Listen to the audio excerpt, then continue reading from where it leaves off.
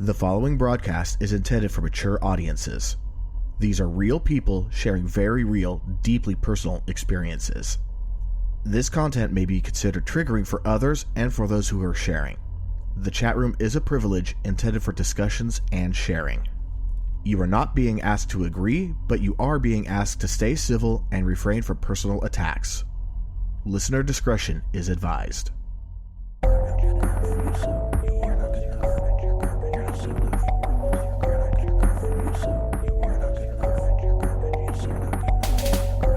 All right, welcome back to Am I Mental, a weekly live podcast where real people share real stories about living lives with mental health issues and things that impact mental health.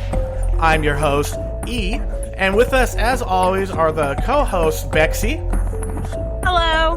And we have C back again. Hello. Rocking a great haircut, by the way.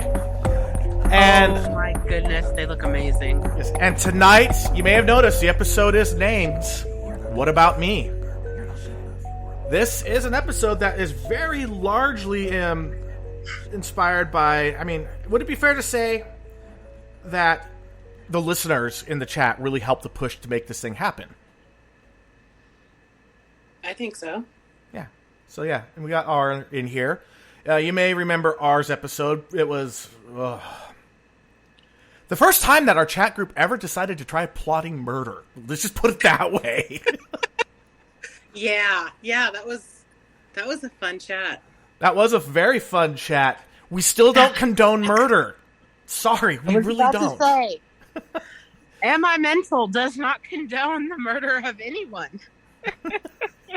No matter how deserved it may be. Now, before we get going on this, gotta pay the bills here. If you like what you hear, by all means, like us, favorite us, follow us, share episodes. If there are any episodes in particular that resonate with you or you think will resonate with someone, share it. There is someone that we're bringing in right now to listen. They just recently went through a really rough stretch of their life, and we're trying to get them to be like, look, you're not alone. Shit happens. And yeah, people do try to kill themselves. It's a thing. It sucks, but it is a thing. And I can say that our audience is expanding, which is awesome. But definitely go ahead and share, like, subscribe, whatever it is, depending on what your platform you're using. And if you want to help us any further, please go to amimental.net/donate. There's a number of ways that you can donate. We are coming up on having to pay for another year of web hosting here pretty soon. So that would be nice. I will do it out of pocket if I have to, but so far you guys have been so amazing at funding everything that it's just been an absolute just pleasure just doing this. Now, with all of that out of the way, R, welcome back. Thank you for having me back. Well, we've already got a hi R from May and from Kat. Hi May, hi Kat. Yeah, and so basically, just to recap, your previous episode was, this is hard to say. I hate saying it, I do. But if I remember correctly, your 3-year-old daughter was raped by your biological brother. In a nutshell, yeah. I was season 2, episode 2, and I came on the show to talk about what had happened when my daughter was 2. 2. Yeah, she was 2, and she was molested, not full-on raped. She was molested by my older brother, who was, significantly older than me. I don't feel like doing math right now. But he was significantly older than me. He had molested my daughter. He had raped his own daughter. And I'm looking at C's face right now. Mm.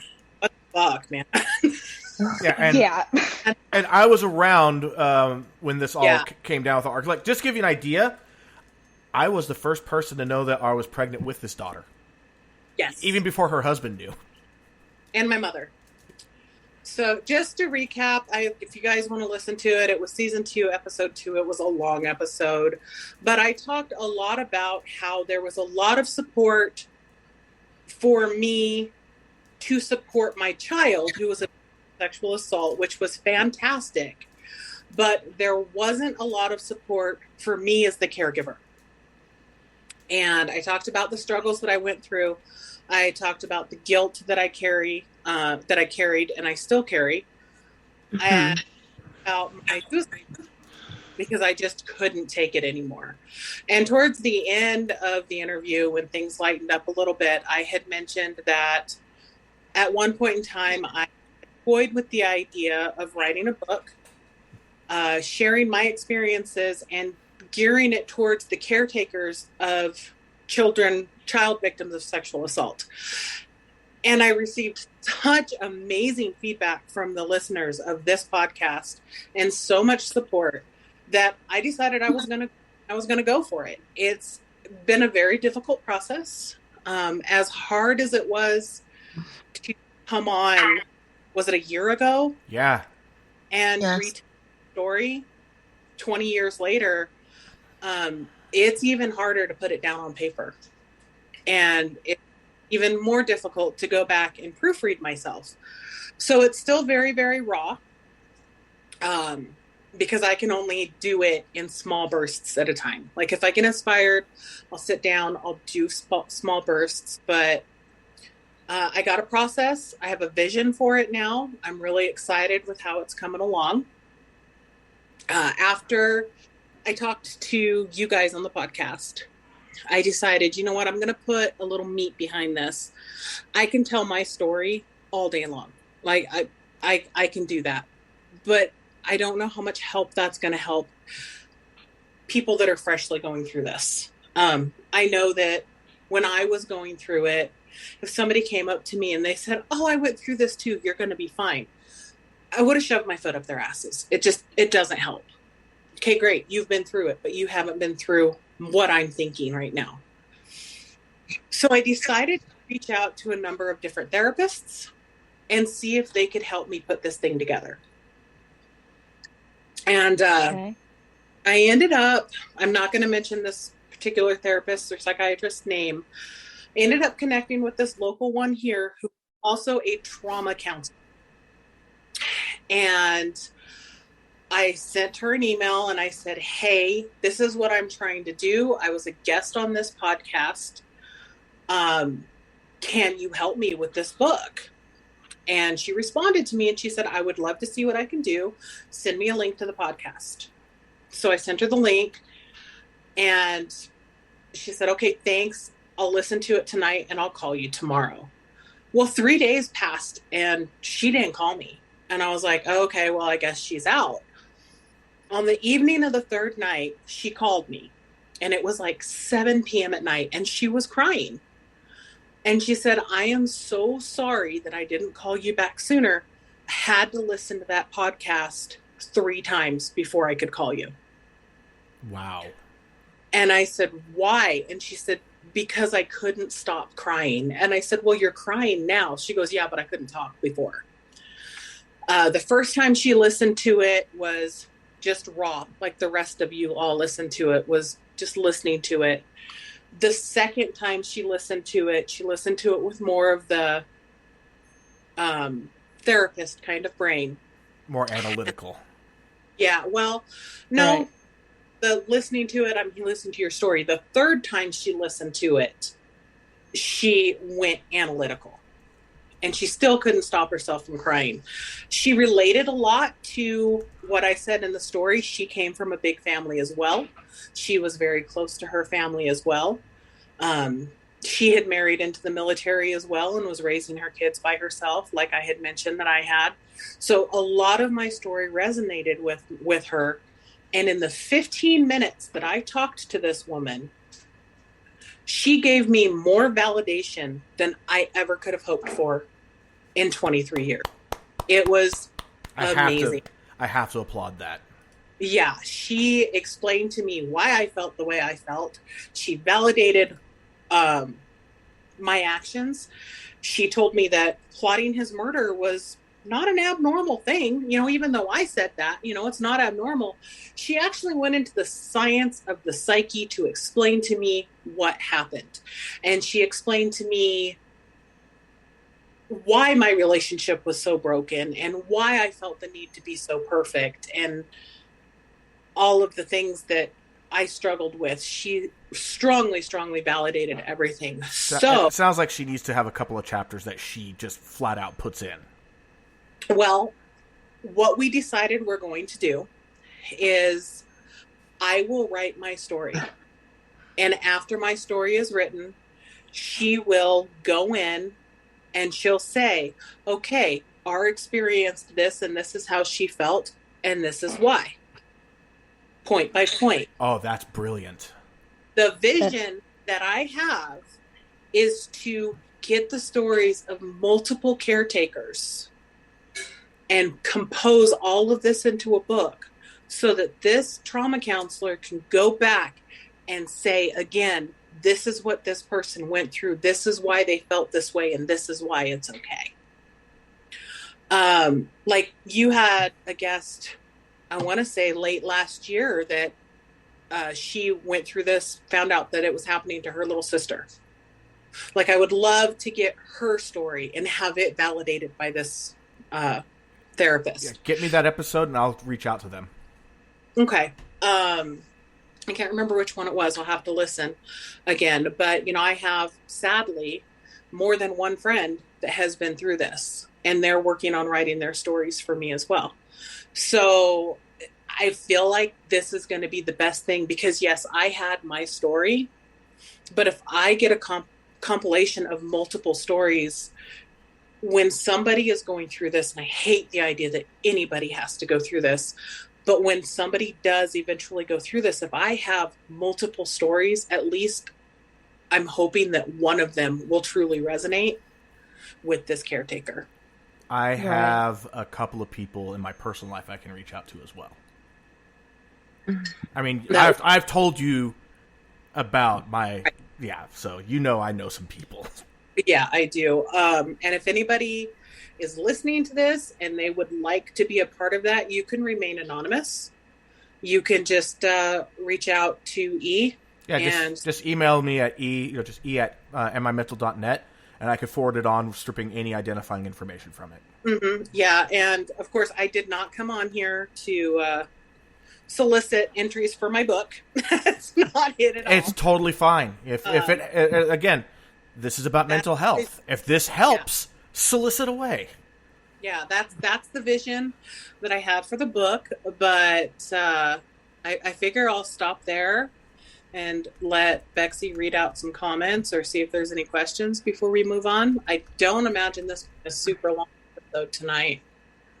Well, we have several people in the chat just saying hello. Ariel, Kat. Kat has given you a round of applause. And I believe that was when you were talking about finally feeling validated. She also says, probably a healthy reaction, honestly, plotting murder, even if it's just theoretically. Yeah, theoretically. Ariel says, good to know it can be considered healthy. And May just said, dude, pimp your book. We're here for it. Well, it's not done yet. I can't pimp it.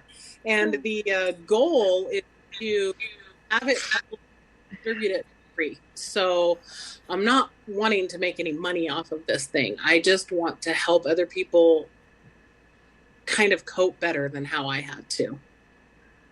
I mean, you had to figure it out on your own, and that could be extraordinarily unhealthy. Like, you could have fallen into alcohol and drugs, and no one would have blamed you for it. I did. Well, and not drugs, but that was around the time we started figuring out my headache condition, and I was popping Percocet like they were candy.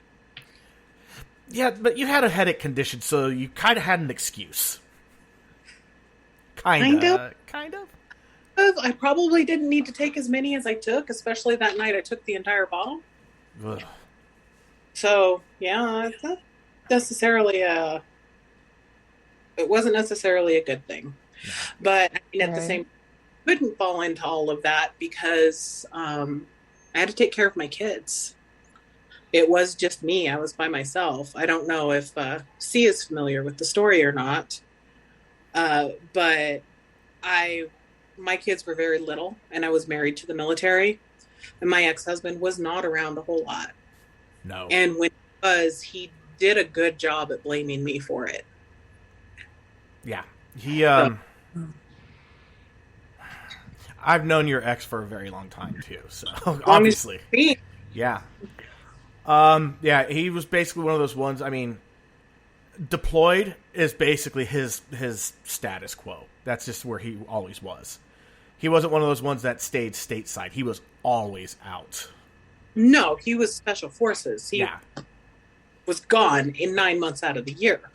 So yeah. I raised my kids largely by myself and very far away from my family. Yeah, you lived in basically Hurricane Alley for a while there. I couldn't tell you how many times we had conversations. You're like, oh, hurricane's here. Yeah. Meanwhile, I'm in California going, a what? I mean, like sprinkling a little bit of rain or something. Yeah, kind of like the California major storm is when your patio furniture falls over. We will rebuild. Although, honestly, California does get thumped. During the wintertime, that Pacific Ocean is really big, and it throws some shit. Yeah, it does. I have been in blizzards that had hurricane-force winds here in California. Wow. Yeah, I've watched, like those giant Taco Bell signs. I've watched those poles fold in half. I've watched trains get blown off of tracks. The engines. Did you say blizzard? Yeah, blizzard. Because I was at higher elevations. Did they actually call them blizzards there? Yeah. Oh, yeah. We had one of those here. I almost died in it. They called it a bomb cyclone. It was basically a landlocked hurricane. Oof. Yeah, no, Scott and I were caught in it, and I remember the story. Hours, yeah. But they didn't call it a blizzard. They called it a bomb cyclone because that's what it was. It was a hurricane on land with snow. No, this didn't have any cyclonic spin to it that was small. It was one of those really large river air currents, or the air river currents known as an arc. Right. And, I mean, the winds were sustained at like 60, 70 miles an hour and were peaking at gusting at over 100 miles an hour. Very nice. Oh, my God. Very nice. And I went up onto the mountain a little ways out of the trees, above the tree line with a friend, and got out of the car and went to the front of the car, jumped up, straight up, landed at the back of the car, and slid almost to the edge of the road because of the wind. Oh my gosh. That sounds fun but dangerous. Oh God, it was a blast. I would do it again if I could. I loved it. It was so much fun. I just stayed. What was that? Go ahead. You broke up, R. Oh, I said I just stayed in the Jeep when it happened to me and hoped that search and rescue would find me. That's all I did. Yeah, no, and you got a lot closer to dying than you're giving yourself credit for right now. Consider you just wanted to go to sleep. I was asleep. Yeah, and you just wanted to stay asleep. Hey, I didn't want to wake up. I was asleep in the fetal position and I wasn't cold anymore. So yeah. Richard says a bomb cyclone sounds like a sweet mixed drink at a bar, and Cat agrees. Yeah, no. It was awful. No. Well, it's like I see people that have like pet mountain lions, and I'm just like, fuck that. It's like I almost got attacked and eaten by one of those fuckers. You think I want to be anywhere near one? I think I'd rather have a mudslide or a fireball before I'd have something called a bomb cyclone. Sounds like a good band name. Bomb cyclone? Yeah. It does. I might have to change my name now. Instead of DJ Backscratch.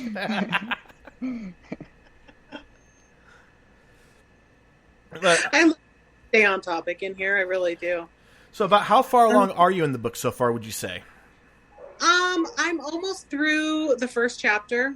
It's kind of being piecemealed. Shut up. It's kind of being... Hold, please. Time to take care of the dog. Meanwhile, my Sadie girl's just laying down next to me. Dogs in our house were doing the same thing. Someone came through our door.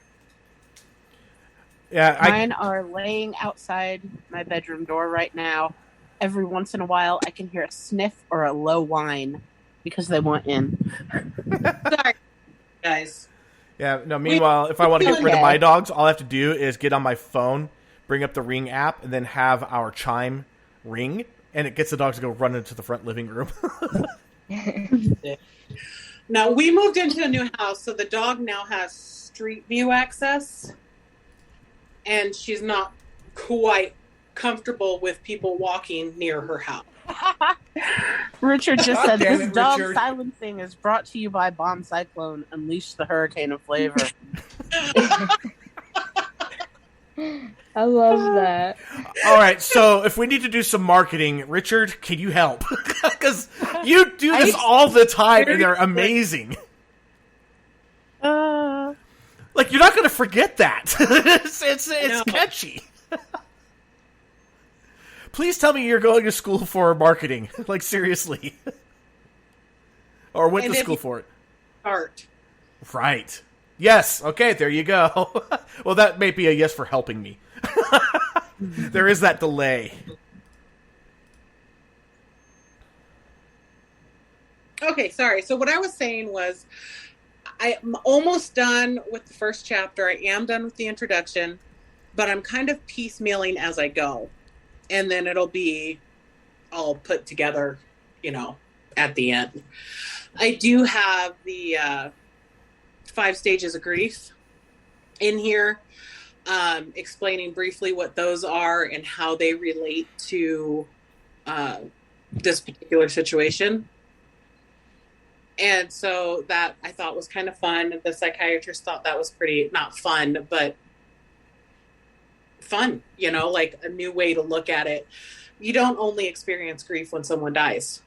You experience grief when something ends. And in this case, it was the end of my child's innocence. Yep. I mean, that's why you can also grieve when you get a promotion. Yeah. It was also the end. It was the end of my relationship with many of my family members, my mom included, as I knew it anyway. So going over and putting that into it, and again validating people, I thought was an important piece to put in there. But I did highlight some sections to share with everybody if they would like to hear. Of course. Yeah, I'm pretty sure that you're going to get people wanting to hear this. Maybe I'll just wait and let the listeners decide. Leave us hanging. Cliffhanger. Tease. She's cliffhanger, hanging from a cliff. That's why she's called Cliffhanger. Richard says, just graduated in business, but I've always felt passionate in advertising, at least in my head. And now we're getting share, of course, share. Yeah. And I'm dropping a link one more time because we were just talking about grief for the Grief Recovery Handbook, because That changed my life. mine too.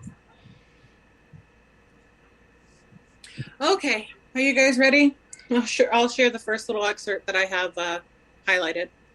Oh, definitely. Yeah, I'm ready. Yes. Please. Alrighty. So before I start, I have to tell you, I thought that this episode was going to be super easy. Been there, done that. We're not covering anything new kind of thing.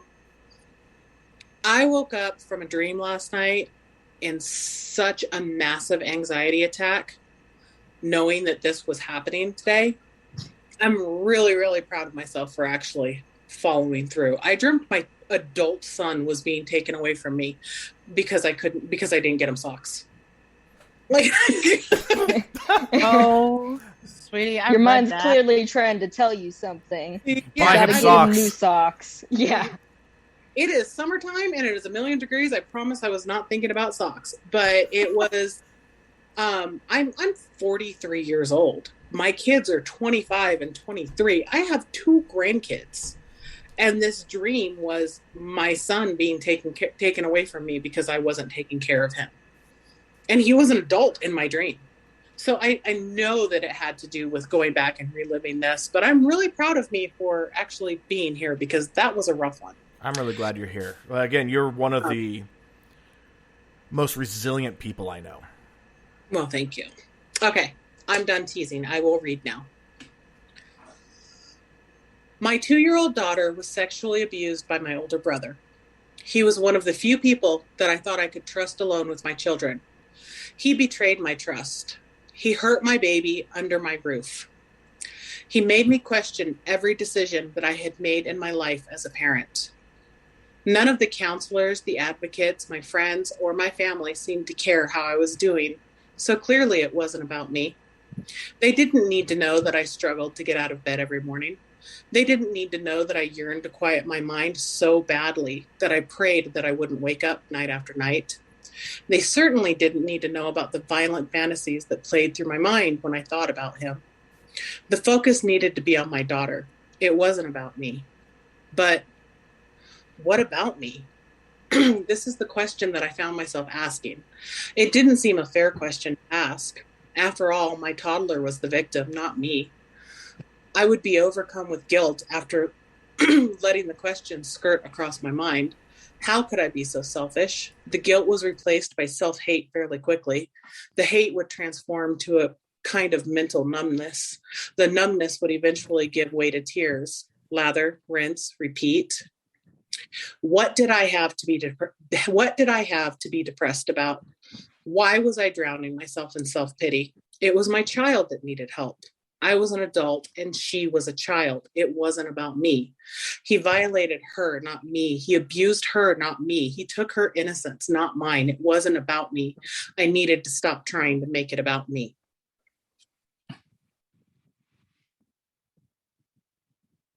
Wow. I was actually typing out something about what you were saying there too.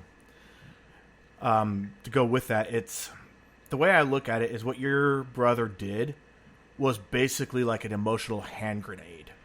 It may have targeted your daughter, but a lot of people got caught in that blast. A lot of people got hurt. There were a lot of victims. You were a victim as well. It's collateral damage, but still, damage is damage. It absolutely was. And the angle that I'm taking with my story is how I felt then, not what I know now. Because when a person picks this up, in theory, this has just happened to them.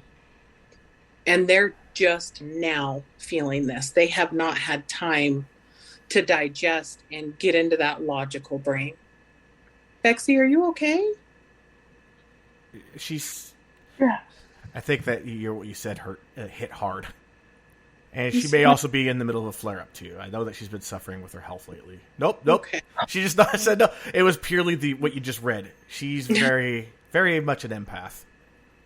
I'm sorry. No, don't be. Yeah, because last time that you were on, KZ was the co-host. Right. And he wasn't here for half of it. No. Bam dastard. But we did get weapons. Oh, go for it. Bone. What? I said he did pull out his weapons and give me a lady boner, so there was that.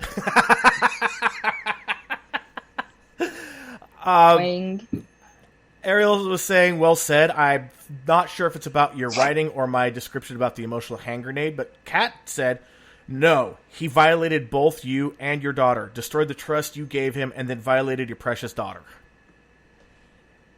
Yeah? Kat's on point. Wow. She usually is. Yeah. Kat's a pretty amazing person. She is. And Ariel just confirmed it was the grenade analogy. I'm sorry, what? Ariel just confirmed that the well said was about my grenade analogy. Gotcha. Okay. No, I definitely like the approach because, like you were saying, these are people that are just now going through this. They're still trying to figure out where their head even is and where it should be. Mm-hmm. Because the whole world is telling them you need to be there for your child. Right. And if they go through anything like I did, the counselors are telling them they need to be there for their child. And their family members are telling them that they need to be there for their child. I don't remember more than 2 or 3 people asking me how I was. Yeah, you were one of them. I know I was. But I got to at talk to point- you daily. I got to see you on video chats during that time. I could see you struggling. yes. And I knew that your daughter was getting all the care that she could possibly ever need or want. And I saw my friend needed help. Yeah, I didn't have it. And that's what I want for people. So I could go into this talking about what I've learned. And I could go in this saying, you know, you're going to be okay because this, and this. But I don't feel like that's going to resonate with somebody that is going through this right now. Right. And Ariel just said Right. exactly what needed to be said. Can't be there for your child if you're struggling too. Actually, let me pop down here. It's kind of like that whole thing of when the air masks drop in the airplane, put your mask on first. That way you can put your mask on your child. Yeah. Ariel, I'm going out of order here, but I am going to find another part here that I had highlighted that basically says what you just did.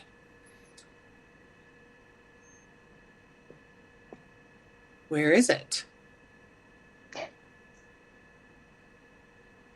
Kat just said, that's true, of course, but how on earth can you, or they, continue to care for the child if you're emotionally exhausted? Mm-hmm. It's almost like, you know, if you and your child are both drowning, Right. if you're trying to help your child and not help yourself, you're both going to drown. Right. And while you're looking for that section, would you consider writing a second book like What About Me 20 Years Later? More about the here's where I am now and just get stories from other people that have gone through it. Because that may have some value too, like for the people that read the first one and go, well, what's it like later? It's possible. At this moment, I kind of want to focus on getting through this. Right. Right. Totally understandable. And Kat just said there's a definite need for advocacy for the caregivers. Yes. There is now, yes. I actually went online and I was looking for it, and there are advocates for caregivers now, but they're still not nearly as plentiful as I believe they should be. So basically, you're in the evangelical stage of this. People standing on the soapbox and going, this is what we need, this is what we need. But acceptance hasn't truly settled in yet. Right. I found it.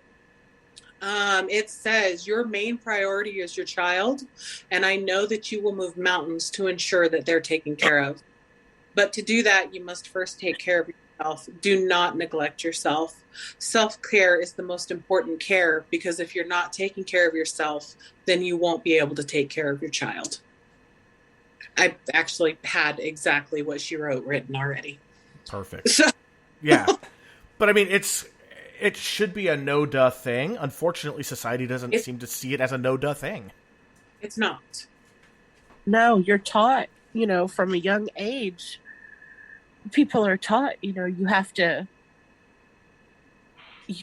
care about others before you care about yourself. You have to be altruistic. Women are taught you have to care and take care of others before you take care of yourself. Not to sound like a feminazi or anything like that. No. But society tells us that women are to be the caregivers and the nurturer. Women are the nurturers, men are the providers. Mm-hmm. Women are the mothers, men are the disciplinarians. Yeah. Men aren't allowed to have emotions, or they're seen as weak. And if women put their emotions to the side or they're successful, then they're cutthroat bitches. Like, it's such a double standard. It is. And the only way to really change that is to chip away at it slowly. It's too big a mountain to take out all at once, but you start chipping away at it. Mm-hmm. And this right here will help chip away at it too. I'm hoping. Because this isn't just for women that have to take care of kids. No. Fathers too. Their worlds get shattered too. I would love to have a couple of stories, some perspectives from fathers in here. I really would. Fathers or older brothers or uncles or somebody that cares about a child. Like, I would love to hear how they felt outside of, I'm going to kill the guy. Right. Wow, this comment room area is just taking off. Yeah, it is. I don't know if I'm seeing everything. Well, but... together, between the two of us, we tend to see everything. Okay. Well, Kat said it may not be acceptance, but more of an, oh shit, never thought about that. About taking care of yourself? Yes. Yes. Yes. Richard says, stick it to the patriarchy, girl. I love men. Okay. What was that? I said, that's not it. I love men. Probably more than I should.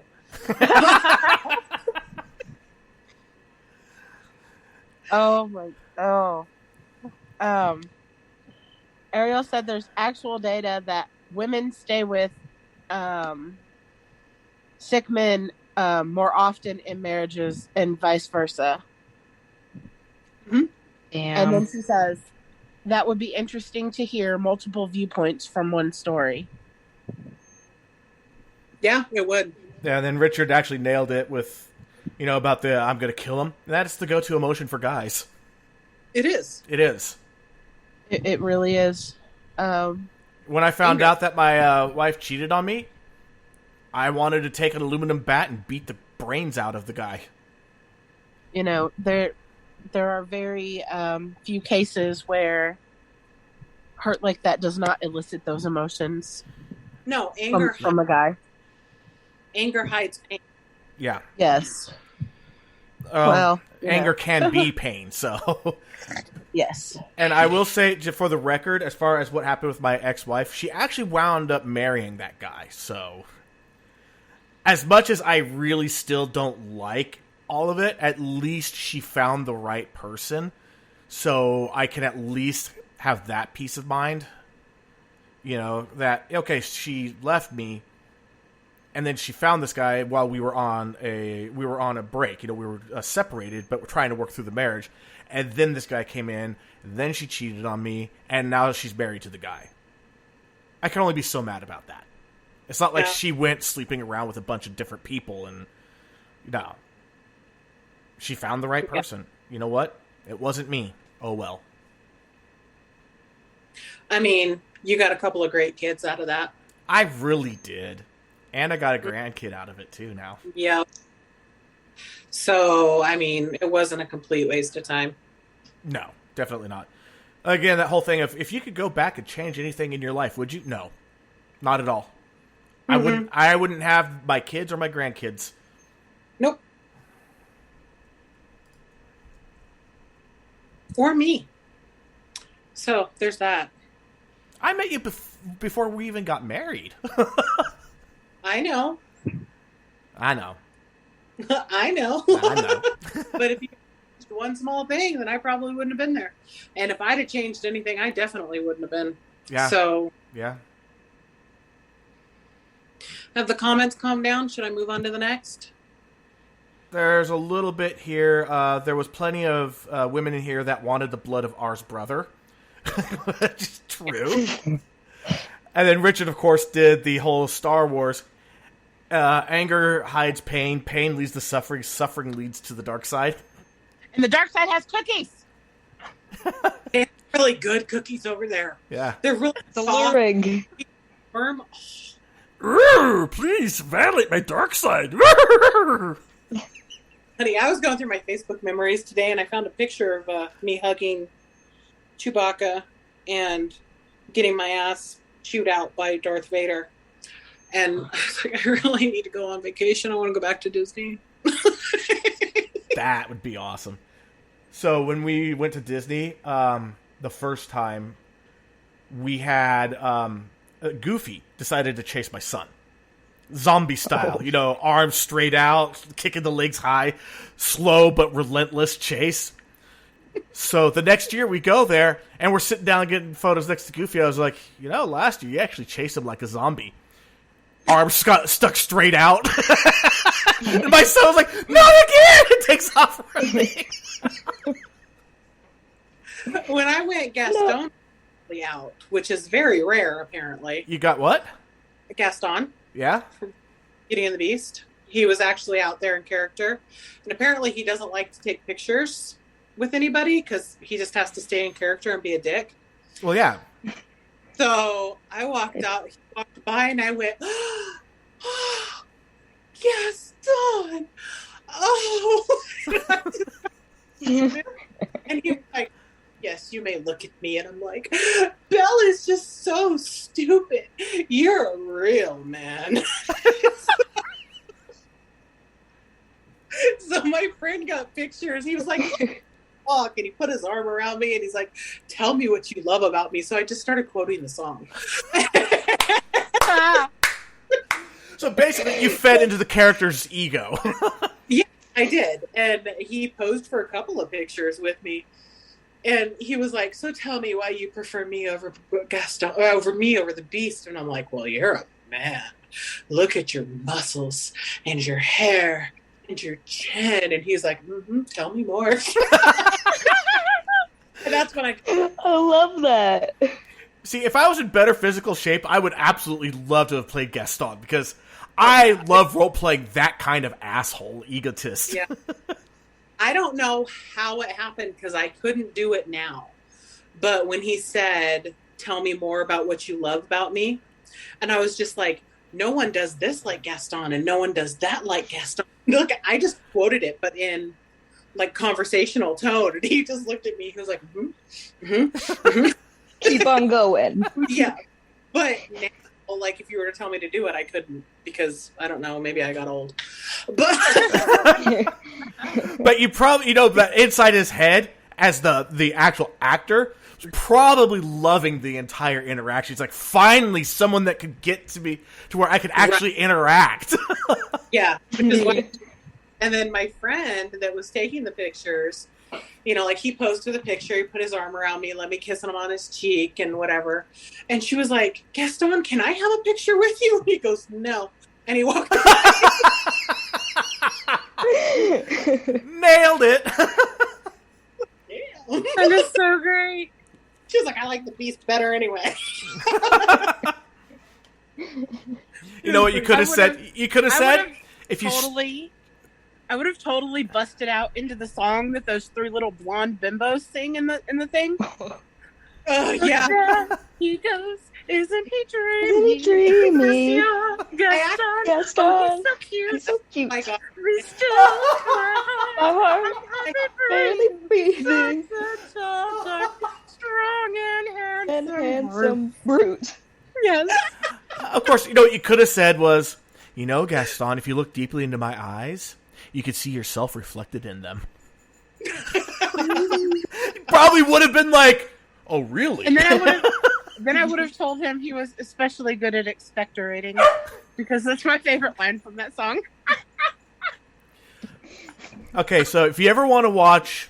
Okay, have you ever heard of a video meme? No. So a video meme is that someone creates some kind of arbitrary trigger that creates some sort of an effect.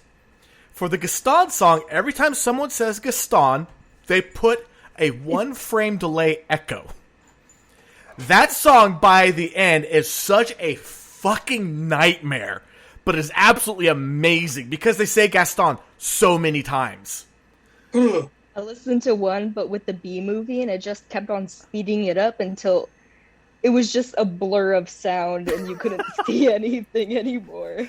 They would zoom it out and zoom it out and zoom it out. It was wonderful. That's funny. That's insane. The entire movie of Shrek, every time someone blinks, they speed it up by 10%.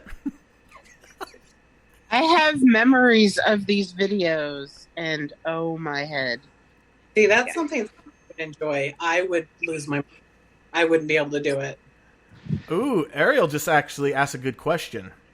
You should have asked him how many eggs he has every day, just to challenge him.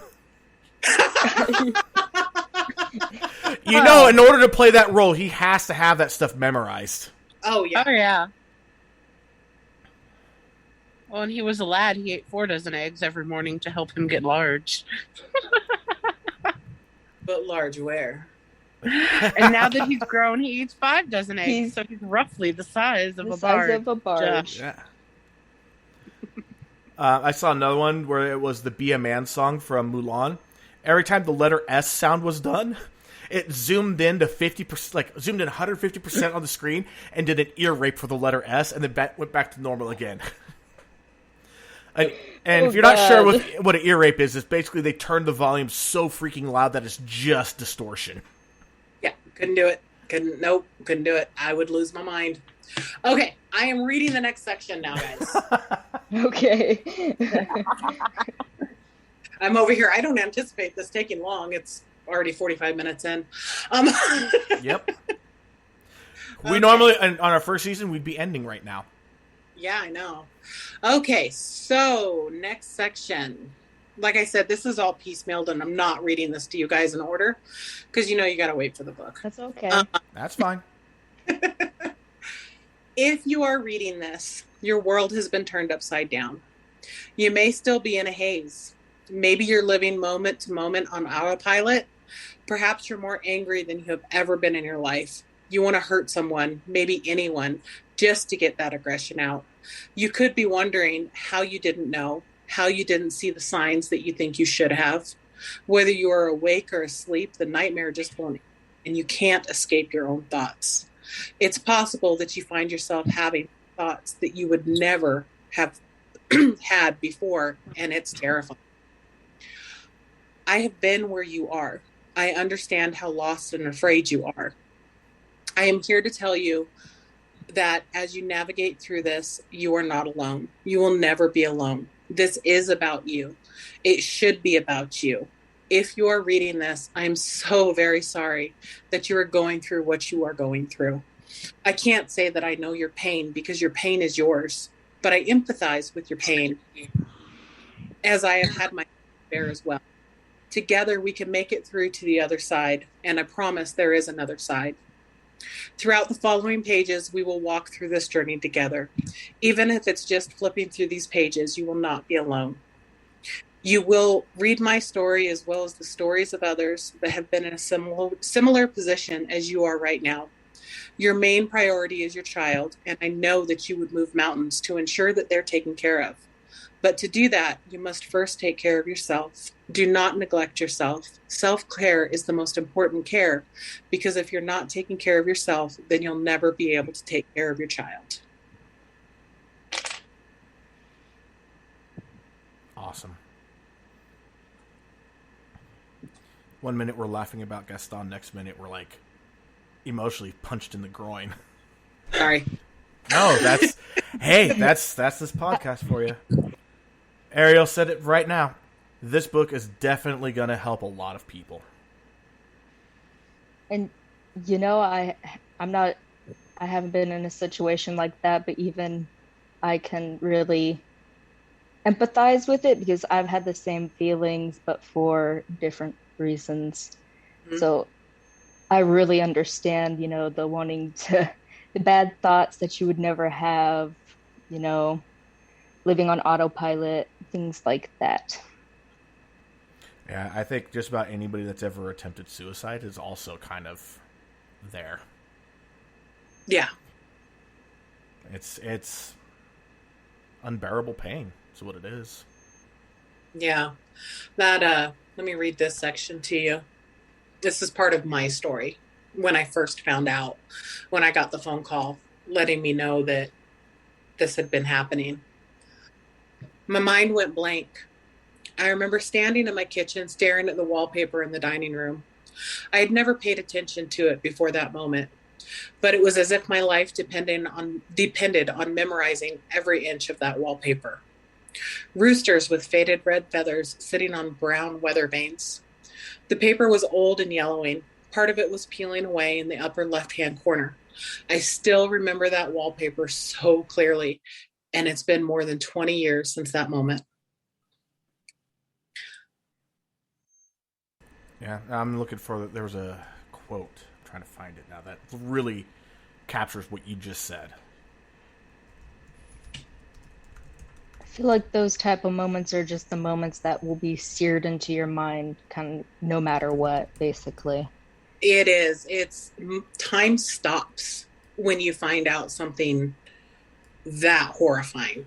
It's the thing. The quote was basically along the lines. It's amazing what you will like, what details you will find critical in the weirdest times and in really worst times. Like, a good example is on Breaking Bad.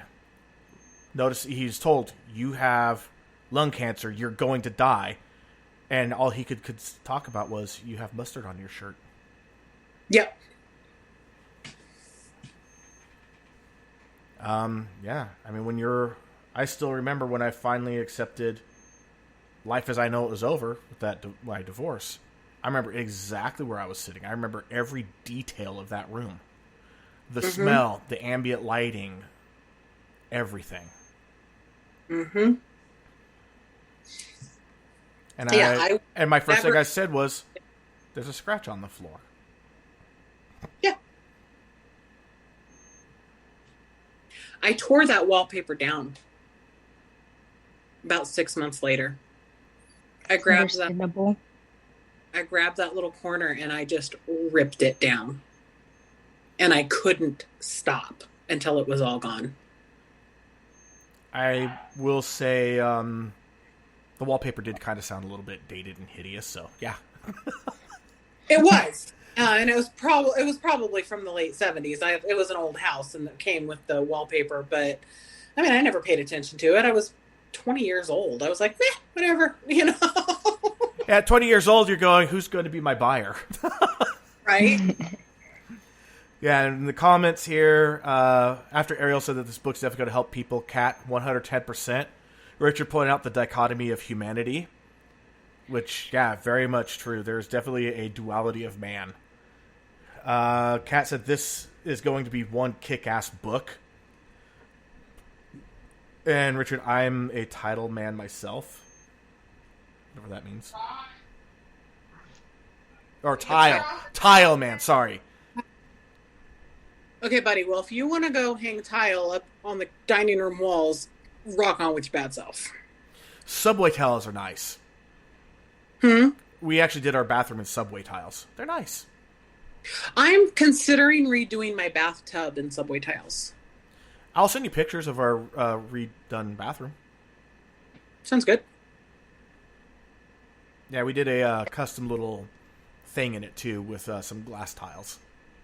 Nice. And with me, if you know about me, I have an irrational fear of broken glass.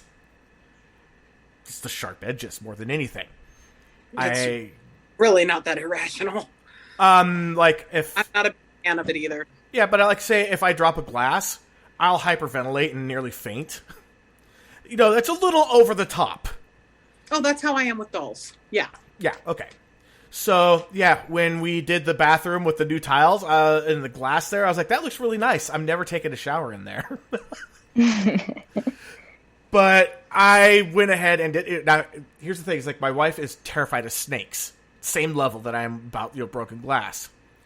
So I said, fine, I'm going to work on myself on this broken glass thing. Will you work on yourself on the snake thing? She's like, you prove me that you work on the glass thing, and I'll work on it. I went, okay, fine. We went to Fort Bragg over on the California coast. If you're not familiar with it, Fort Bragg, it's right outside the redwood forests, and it is famous for this little tiny area called Glass Beach, where the beach is literally covered in broken glass from generations of people throwing their glass off the cliff, and the waves pounding it down to where it's nice and smooth and totally safe to walk on and whatnot. So I went ahead and shoved my hand into Glass Beach and said, look. And she's like, okay. And I'm like, what's my feelings towards broken glass? Her jaw came unhinged. I went, and now you have to go to a pet store and look at a snake behind glass, but you have to go and look. And Kat asked, is her name Indiana? Well, it was because of Indiana Jones that made her terrified of snakes. So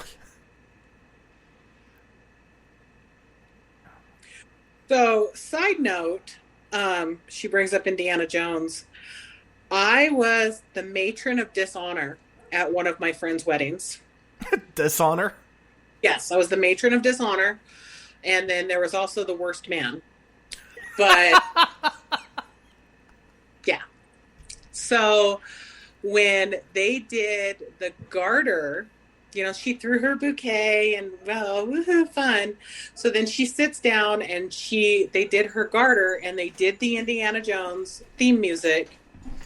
And he reached in and he pulled out a crystal skull and he pulled out a knife and he pulled out a snake and he screamed like a little bitch and threw it in. And then he found the garter. That's funny. Wait a minute. So would that be a garter snake?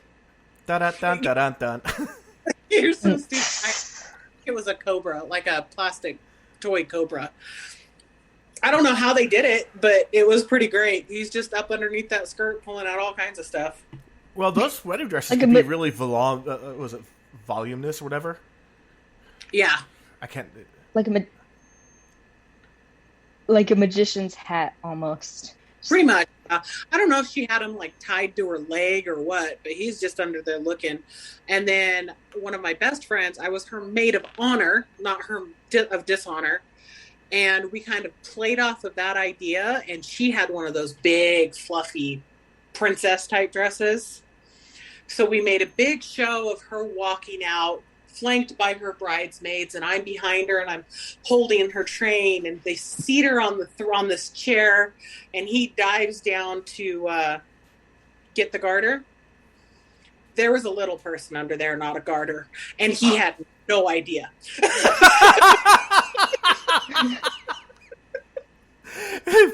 Should have just walked out and said, "Daddy!" Actually, he dove under there, and she was hiding under the dress because the dress was so big, and he reached under there and like put his hands on her legs, and she popped up and went, "Pervert!" Scared the hell out of him. It's fantastic. I'll send you the YouTube video. Oh, I got to see that. I actually saw a pretty good prank earlier today. Lady has a hard time scaring her husband or boyfriend or whatever, her significant other. And she's like, I really have to get him because he pranks me all the time and I can never seem to get him. Got a length of rope, put some fishing line on it, and then attach the fishing line to the doorknob of the bathroom door. Tossed the rope in there, the toilet, closed the door, so that way it was taut. And yelled, "Honey, there's a snake in the bathroom! There's a snake in the bathroom!" He's like, "Really?" She's like, "Yes! It must have got in during the rain." She's like, "There's seriously a snake in there?" She's like, "Yes!" So he goes and he flings the door open. And of course, because he flung it, the rope goes flying towards him. Screamed like a girl. And then, of course, she starts laughing her ass off. So that he's laughing afterwards, goes, "You should be glad that I didn't drop my drink." It was actually in the subreddit Startled Cats, because when he sits down on the bench falls over, depositing him on the floor, and scares the cat. It should have been under contagious laughter, because that lady was laughing her ass off, and it was definitely contagious. My pranks with Scott are a little more tame, like... If he's enjoying his nightcap, his, whiskey on the rocks at night, he'll get up to go do something and I'll hide it from him. And then he has to go looking for it. And I'll just be like, colder, warmer. And he'll be like, "Where's my drink?" Well, there's what you did with the laundry the other night. That was fucking hilarious. That was pretty funny. Can we tell that story? Yeah. So, is it Sunday or Monday night? It was Monday night. I was doing laundry, and I was down to my very last load, and I'd done the bedding. Everything was done. So he was laying on the couch, and I'm standing in the laundry room, and I took off my pajamas that I was wearing and I threw them in the washer. So I walked over to him. He was laying on the couch watching TV. And I leaned down, I looked at him, and I said, "Take off your clothes." And he goes, "What?" And I went, "Take off your clothes." So he's like, oh, okay. So he like jumps up and he takes off his shirt, and he takes off his shorts, and he lays himself down and he positions himself on the couch. And I leaned over real slow and I let my hair brush against his chest and I went, thank you. And I grabbed his clothes and I walked away and put them in the washer.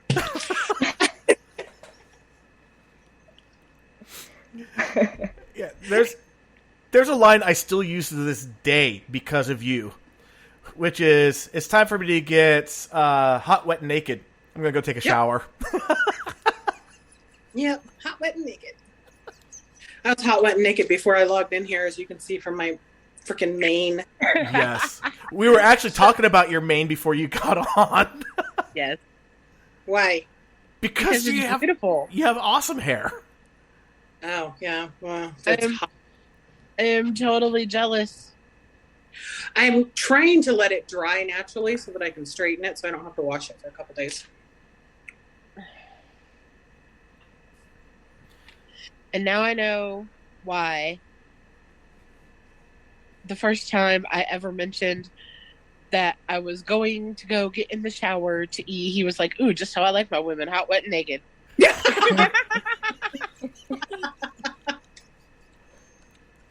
Yeah, that was... Sorry. I still remember the first time we did video chat and you had to take a phone call with your mom and you leaned back in your chair and that finally I got to see your cleavage, basically, because before you always had it cropped off of the camera, and I went, wow, you really do have big cough eyes, and you almost choked. You were laughing so hard while you're on the phone with your mom. I really did. They were ginormous, man. They still are. They're 10 less than they were. Yeah. I was gonna say I've gotten a few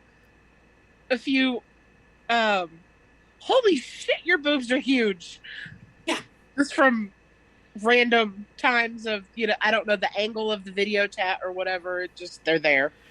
Yeah. Oh yeah, and Bexy's told me, okay, I'm putting the phone between my breasts, and I go every time.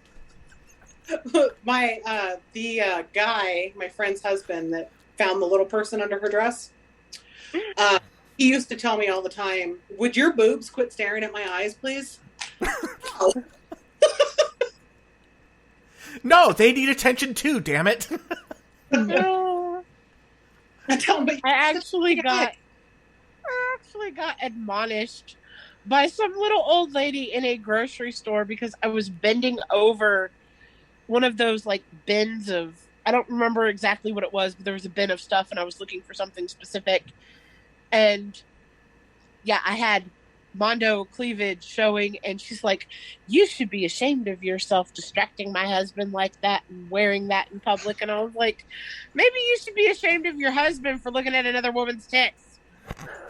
I went on a cruise a couple of years ago, and we were waiting to get on little boats from the ship to go on to go to shore. I forget what they're called. But anyway, we're waiting for those, and there was a long wait. So I went over and I got an ice cream cone.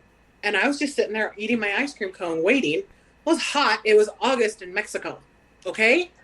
So I'm eating my ice cream cone, and this lady comes over and goes, excuse me.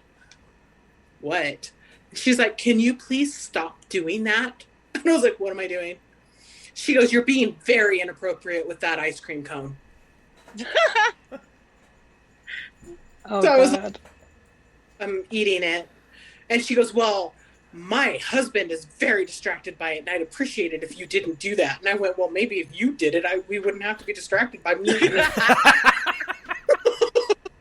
How would you react? Yeah, let's put the onus where it belongs, okay? My favorite thing Yeah, to do. well, see us how'd they react. Oh, she stomped away, and then I made eye contact with her husband and deep-throated the ice cream cone. Hell Big yes. revenge. He just Yeah, smiled. I love pickles, especially those big dill pickles. And if I Yeah. ever eat one in public, somebody always stares because I tend to suck the juice out of a pickle a lot. They start staring. If I notice somebody staring, I will do that for a minute until they're really intense, and then just bite a big chunk off of it and watch their face go. It's the greatest thing. Yeah. So, I have a friend that lives in Australia. I would love to get them on the show. I don't know that they will. We haven't talked too much lately, but when we were talking all the time, there was 2 stories that they told me that I was like, you absolutely belong in the U.S. because your sense of humor is fucking amazing. And it was getting them in trouble all the time over in Australia. Yes, I have. One of them, she has a pickle now. One of the stories is that she went out on a date with this guy, and the guy had this nervous tick thing where he did a hiss, kind of like a vampire, and then bit her on the neck. And she's like, wait a second. She's like, if you do that again, I'm going to give you a hickey. Well, he thought that was an invitation. So he smirked, hissed, bit her on the neck again, and she grabbed his head, pulled it towards her face, and gave him a hickey right on the forehead between the eyes. Yeah, never saw him again. Another time, she was in the backseat of a car, driving with her boyfriend at the time, and they were kissing and making out a little bit, and the driver kept adjusting the mirror to try to watch. And she kept telling the driver, stop doing that. Finally, she's like, you do that one more time, you're going to regret it. So they're kissing, making out, and then she sees him do it again. So she goes into her purse, pulls out a tampon, pulls it out of the package. They have a sweet and sour sauce from Chinese food, dips in the sweet and sour sauce, and then she goes, here, let me pull this out for you, make it easier. And then throws the tampon coated in sweet and sour sauce into the driver's lap.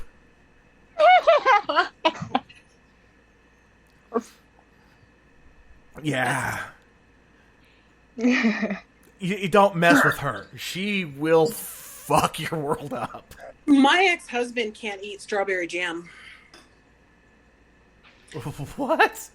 My ex-husband cannot and will not eat strawberry jam because my sister, you think I'm bad? My sister is amazing.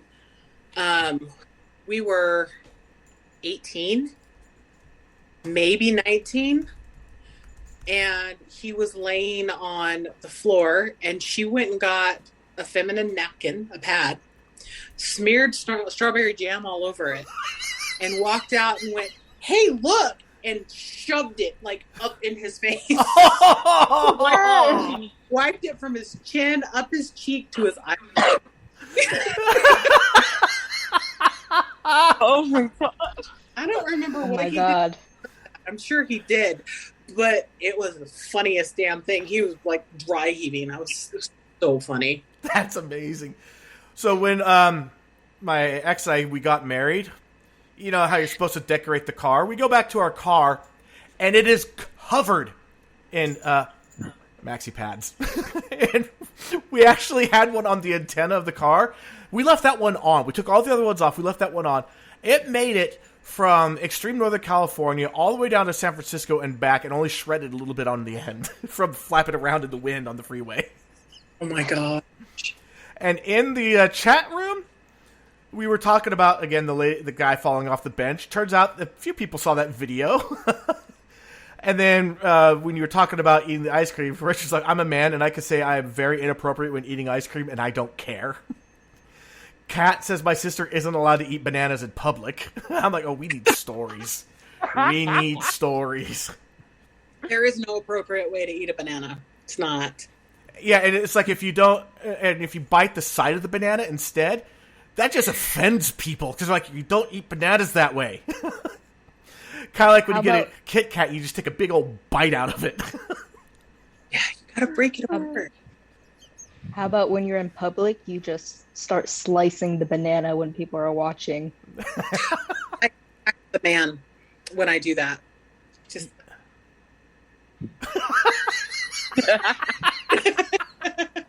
Sometimes. I bet they get really uncomfortable.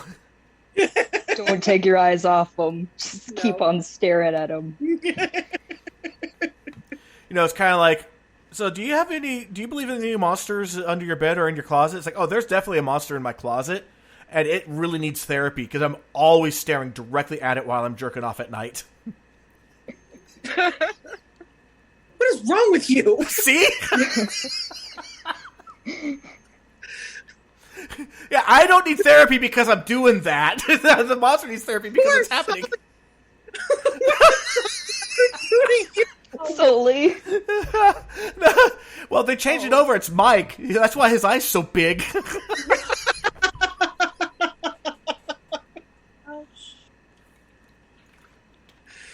Might be why it's so white, too, actually.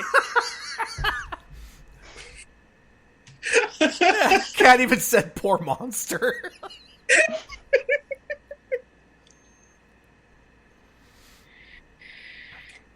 Okay, this is super cute. This random thing.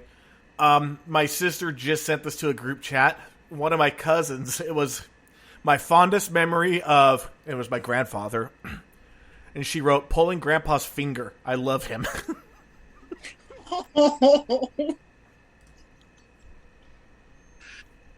That's my grandpa. When you went to go, like, give goodbye hugs and kisses, he'd deliberately make his lips as wet as possible, pucker them out as much as possible. It's like, I don't want to kiss him, bye. I'll give him a hug, but I don't want to kiss him. Richard here. When you're with the homies, the only way you can eat a popsicle is by cutting it with a pocket knife you bought or you brought from home and eating it off the knife. Exactly. You do the same thing with the banana, man. Especially if you slice it long ways first and then do those quick little chops. And you just... that's the best way to slice up a banana, to put it in cereal. I don't eat cereal. Or spaghetti. Yeah. I'm broken. Okay, I'm going to read more. Now that we just had a 20-minute tangent. Yeah, now that we went on about chopping up bananas. Let's with air quotes. Quote unquote bananas and pickles. Yeah, I mean, I did imagine doing that a lot to him, so seems like a far stretch of a segue, so let's do it. I believe this is actually... No, it's not. Okay. This is the second to the last of the excerpts that I highlighted. So we're almost done. When I took my daughter to see the specialist, we were asked to leave the room during the physical exam. As a mother, knowing what they were looking for and where, that was an extremely hard experience for me to walk away. When the exam was done, we were brought into a private office and informed that our 3-year-old had scar tissue in her vaginal area. It felt like I was having an out-of-body experience. I knew it was true, but I didn't want to believe it was true. My mind grasped for alternative explanations. Could she have injured herself roughhousing with her brother and cousins? Was it a bicycle accident that I wasn't aware of? But for every alternate reality that I tried to conjure, the truth was assaulting me. Little signs that I should have seen came flooding back. She had been potty trained since she was 18 months old and suddenly started having accidents. I thought it was because she was looking for extra attention while having her cousins living with us. She had always been a lovable child, but she started to push people away when they tried to hug her. I thought she was gaining her independence. From the time she was born, she preferred to be in her own bed. I wanted to co-sleep with her so bad, but she wouldn't have it. She started climbing into my bed at night and stayed close until morning. There was once that she told me that her pee-pee hurt when she was going potty. I thought she had a UTI, so I took her to the doctor to get some antibiotics. How could I have missed the signs? Why didn't I know? I should have known. I had spent years focusing on being the perfect mother, and I let it all unravel so that I could go bowling. I looked over at my baby playing quietly by herself with some toys in the corner in the doctor's office. Her blonde hair was just long enough to get into pigtails, and it stood straight up like Pebbles Flintstone. Her little lips were pressed together in concentration, and her green eyes sparkled with mischief. How could this have happened to her? One of the straps of her Oshkosh overalls had slipped down a little over her shoulder. She looked so content and so perfect and so innocent, and I couldn't help but to think I had failed her. But you didn't fail her. Again, I'm writing this, I know. and I know I didn't, but like I said, I still carry a lot of guilt for that.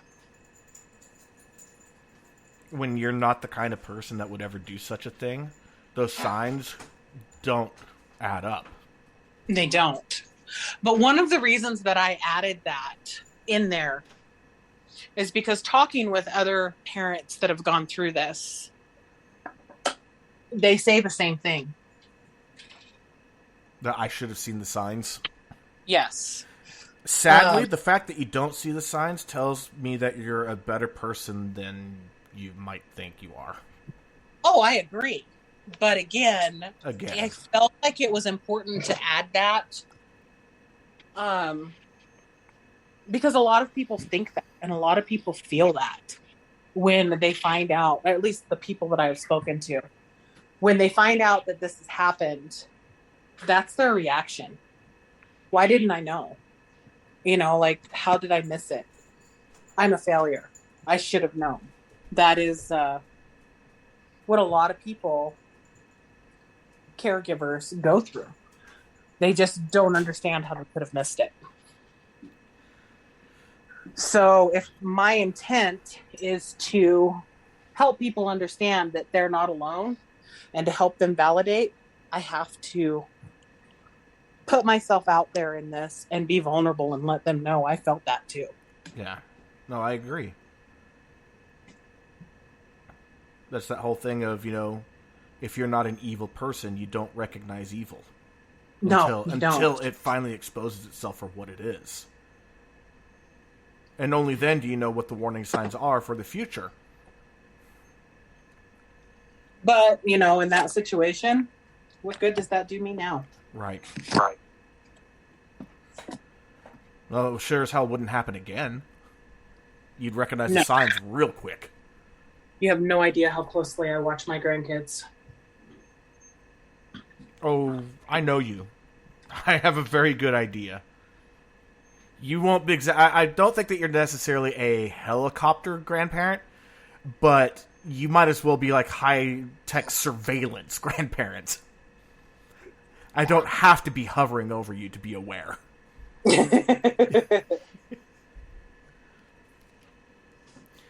And, of course, the chat, broken hearts.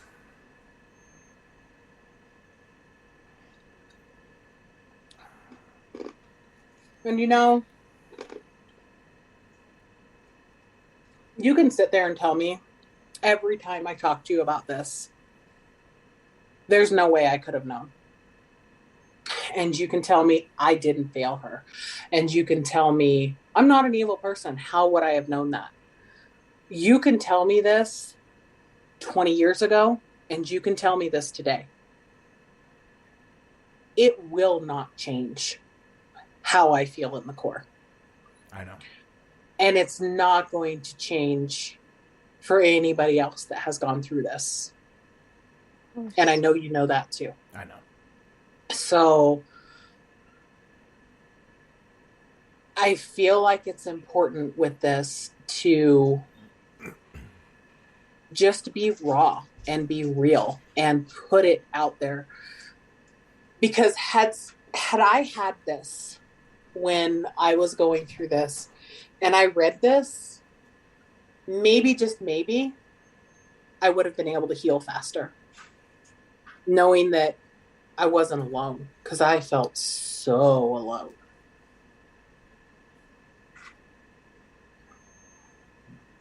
Yeah, I can see that. I mean, you know my family history. Yes. Yes, I do. And I feel like I failed. Right.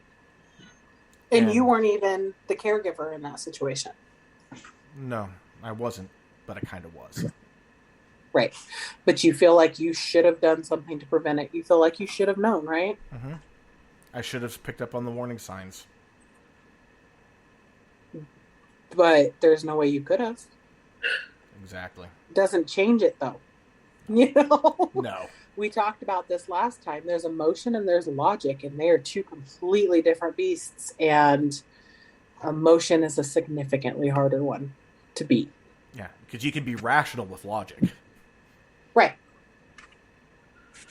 Logic understands logic. Emotions only understands emotions, and those emotions can be very selfish. Oh yeah, very and self-sustaining. they override everything. The best advice I was ever given was to embrace it. It's the only way to help it to subside. Embrace it, acknowledge it, let it have its moment, and then let it go. And it'll come back, but it makes it a lot more bearable. Mm-hmm. Because the more you try to deny it, the louder it gets. Yeah. It's like that thing that I shared with you the other day that I had written a couple of years ago. And it said, I have yet to find a way to kill it. Talking about depression. Yeah. I just have to try to starve it. Yeah, that one really sang to me. That thing. Yeah. It hit me in the cockles of my heart. The cockles. You can read it if you want to. I can't get to it because I'm doing this through my phone. Let's see if I can find it here. There was an awesome fish dinner. There was me sending pictures of my grandkid. Memes after memes after memes. Videos, memes. My deliberate shit post that I created that caused a storm. So if you guys want to know how to really create a storm online with a meme and what a shit post really is, deliberately use poor logic and let people fight. And just sit back and watch. Because you'll have people that will defend the poor logic and you have the people ripping it apart. And it's just bad logic. It's logical fallacies. That's what it is. Yep. There's the Velociraptor. Here it is. Found it. Let me get that bigger here. That's what he said. Dun-dun-dun-dun-dun.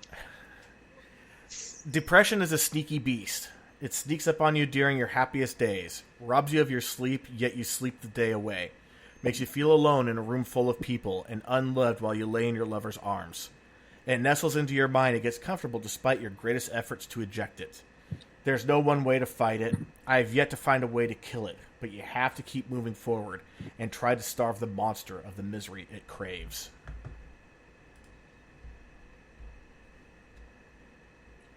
Yeah. That's how I got through this. I knew no other way. That might actually be worth putting in the cover or the dust jacket. Yeah. It might be. It's like there may not be a place in the book for it, but there's definitely a place for it. Moving forward is how I got through this. I just had to keep going. As much as people may hate this, it is a great song with a great message. It was actually off of Frozen 2, The Next Right Thing. Amazing song, amazing message, and that's basically what it is. When you can't do anything else, when you can't see the future, just do the next right thing. And then once you do that, do the next right thing. It's always just one day at a time. Or one moment at a time when it's really bad. Yeah, exactly. You can't change what's happened. And you can't control tomorrow. You can only deal with right now. So when you're in that depth of mental trauma, all you can do is deal with right now. You can't control tomorrow because tomorrow is not promised. And you can't change what's already happened. So you just keep moving forward. And that was the philosophy that got me through this. And that was the philosophy that's got me through so much since then. You and I together probably taken on so much shit in our lives. Like, holy To crap. be fair, I think if we combined what the four of us in this current little meeting, Oh, God, we're on, yes. the world will explode. It would explode. Well, they say that the,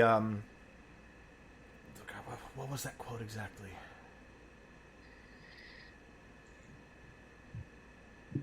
The steel of your soul is formed in the crucibles of your experience.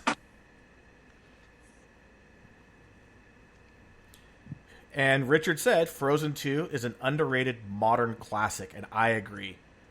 Everything I did not like about Frozen 1 was everything I like, as much as like I see them like so dichotomically opposite. I think Frozen 1 was awful, and I think Frozen 2 was fantastic. Like, Frozen 2 was every bit as good as Frozen 1 was terrible in my mind. I don't know. I'm digging on Ray and the Last Dragon these days. I still have to see that. The kids love It it. is so good. I love it. Okay, she's It's giving me that Aubrey's look. new favorite. It's not a bad movie, but the little kids in our house, that's one movie we've been watching nonstop.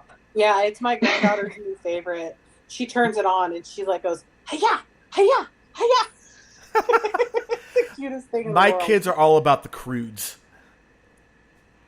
What? The crudes. Oh, okay. I thought you said something else. No, the crudes and Crudes 2. Both of them are fantastic movies. For a minute, I thought you said your kids were all about Groot. I am Groot. I love Groot. I ate Groot yesterday. No, day before yesterday, I ate Groot. I have the Garden of the Galaxy on my kitchen counter. Oh, It's that's a little- awesome. It's I've seen the posts. yeah, it's a hydroponic there's- herb garden. And I named all of the herbs that started sprouting after the Guardians of the Galaxy. So I've got Groot, and I've got Star-Lord, and I've got Gamora. and That's I've got Rocket. awesome. So I call it the Garden of the Galaxy.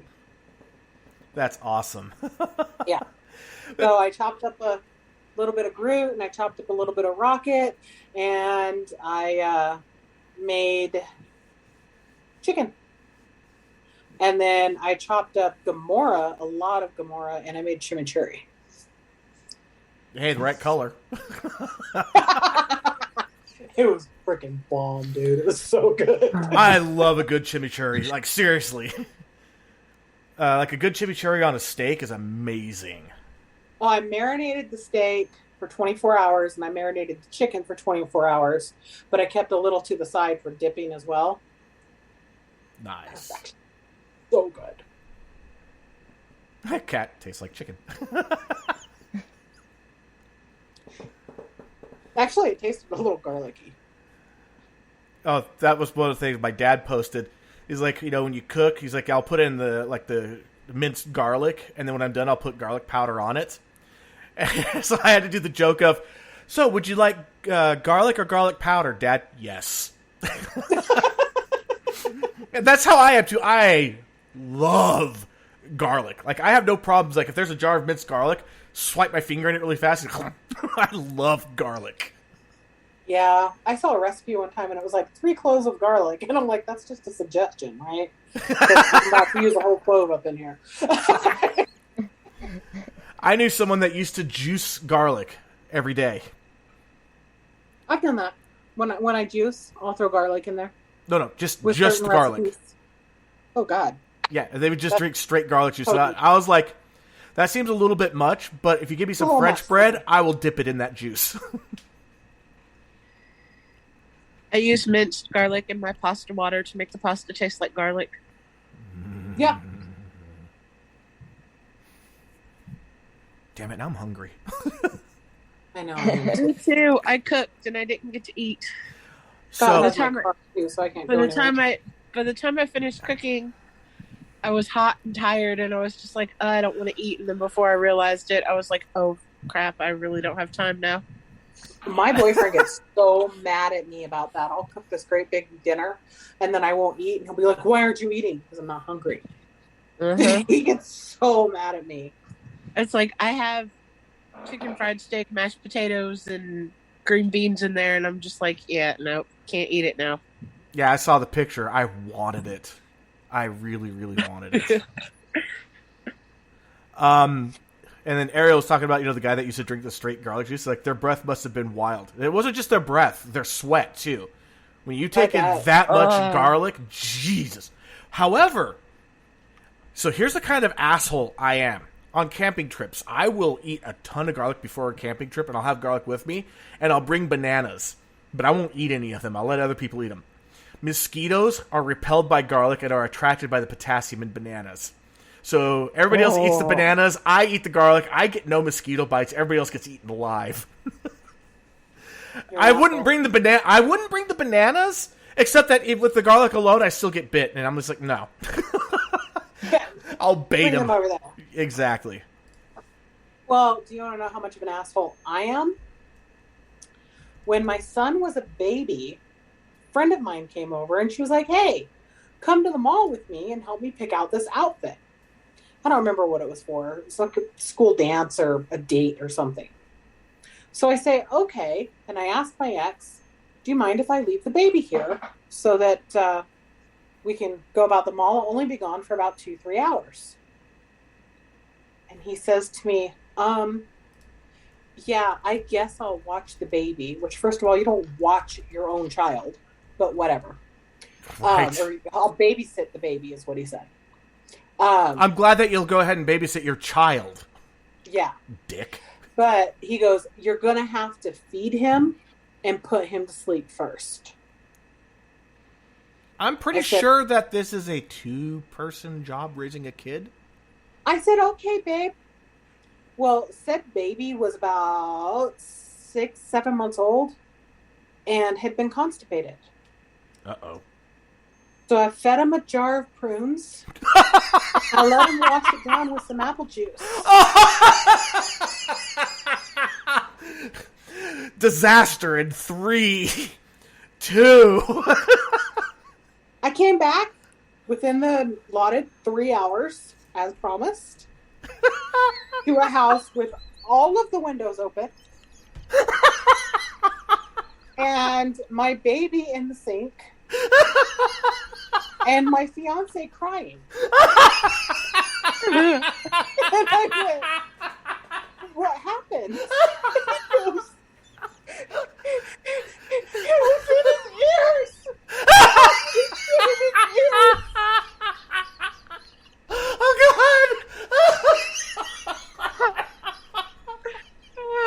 Oh, I got him and put him down for a nap. Oh, God. Be an asshole. So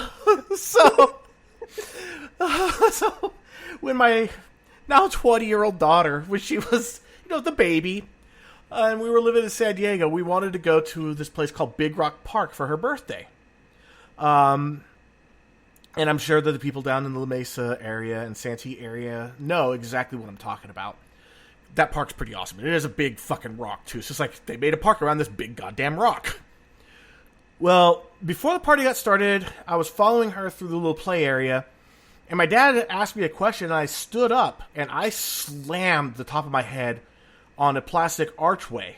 Now, it's the hardened plastic archways that are in those play structures, and I wound up getting a concussion. Oh. I mean, it knocked me. I fell on my ass, and I saw stars, and everything was weird afterwards. Like, there was a definite personality shift. That I was being told about that. So, during the party, I was doing the best I could. I knew I had a concussion because I was being told I had a concussion. It was my first time ever. I'm just very thankful it wasn't a metal bar. I probably would have split my head open. And my dad kept giving her apple juice. Go, Papa, oh, here's more apple juice. And we're like, no, she needs water too. And, we want to give her some milk. And it can't just be apple juice because it's going to get to be bad. And, well, of course. Eventually she had the blowout that went out the diaper, down the legs, into her socks and shoes. And my ex-wife was like, okay, I need to take care of that. So I'm like, okay. Again, I'm concussed. I'm not thinking super clearly. I went ahead and changed the diaper just fine. And then I was like, I have these wipes I need to dispose of. And for some reason, I had no problem. I threw the diaper into the garbage can, but for the wipes, for some reason, it didn't connect to me that I should throw that in the garbage can too. So I threw them on the hot coals from the barbecue that we had earlier. The smell ended the party, but it was about time to end it anyway. I really, now I look back and I was like, damn, I really was not thinking things. No, you weren't. Yeah, when someone has a concussion, you should probably They don't watch. think straight. No. After my car accident, I got T-boned. And my car spun, I think, 6 times before it was finally stopped on the median. Thankfully, because it would have gone into oncoming traffic otherwise. But the guy that hit me came running over. And he was like, "Are you okay? Are you okay?" And I'm like, yeah. Is my car okay? And he was like, we'll worry about your car later. Are you okay? And he goes, what's your name? Like, now I realize he was trying to make sure that You didn't have a head injury. And I was very offended by that question. And I was like, what's your name? So he told me, and I was like, oh, well, this is my name. He goes, okay. And I was like, it's really nice to meet you. Yeah, I would say you had a head injury. Yeah, and then I called my friend, and I was like, hey, dude, are you busy? And she was like, no, what's up? And I was like, well, I just got in a car accident, and I think they're going to tow my car, so I was wondering if you could come and pick me up. And she's like, yeah, sure. And I'm like, I'm really sorry to inconvenience you. And she's like, no, it's not a problem. So she's like, where are you? So I told her where I was. And I'm waiting for her to show up. And the paramedics kept telling me, sit down, stay in your car, sit down. And I was like, I don't want to. So I knew my friend was going to be there. And so I wanted to get the stuff out of my car because the tow truck showed up and there's personal items that I needed to get out of my car. So I go up and I open up the back hatch and I'm, putting stuff together. This freaking lady comes walking up to me and she's like, why don't you go sit down? I'll do this for you. I'm like, no, it's fine. I've got it. You freaking psycho. Like, I'm going to let you go through my shit. So the lady's like, no, really, I'll help you. And she starts reaching for my stuff and I'm smacking her hand away. And I'm like, no, I've got it. Well, I looked past her and I saw my friend's car. And that's when I put together that that lady was my friend. I did not recognize her face.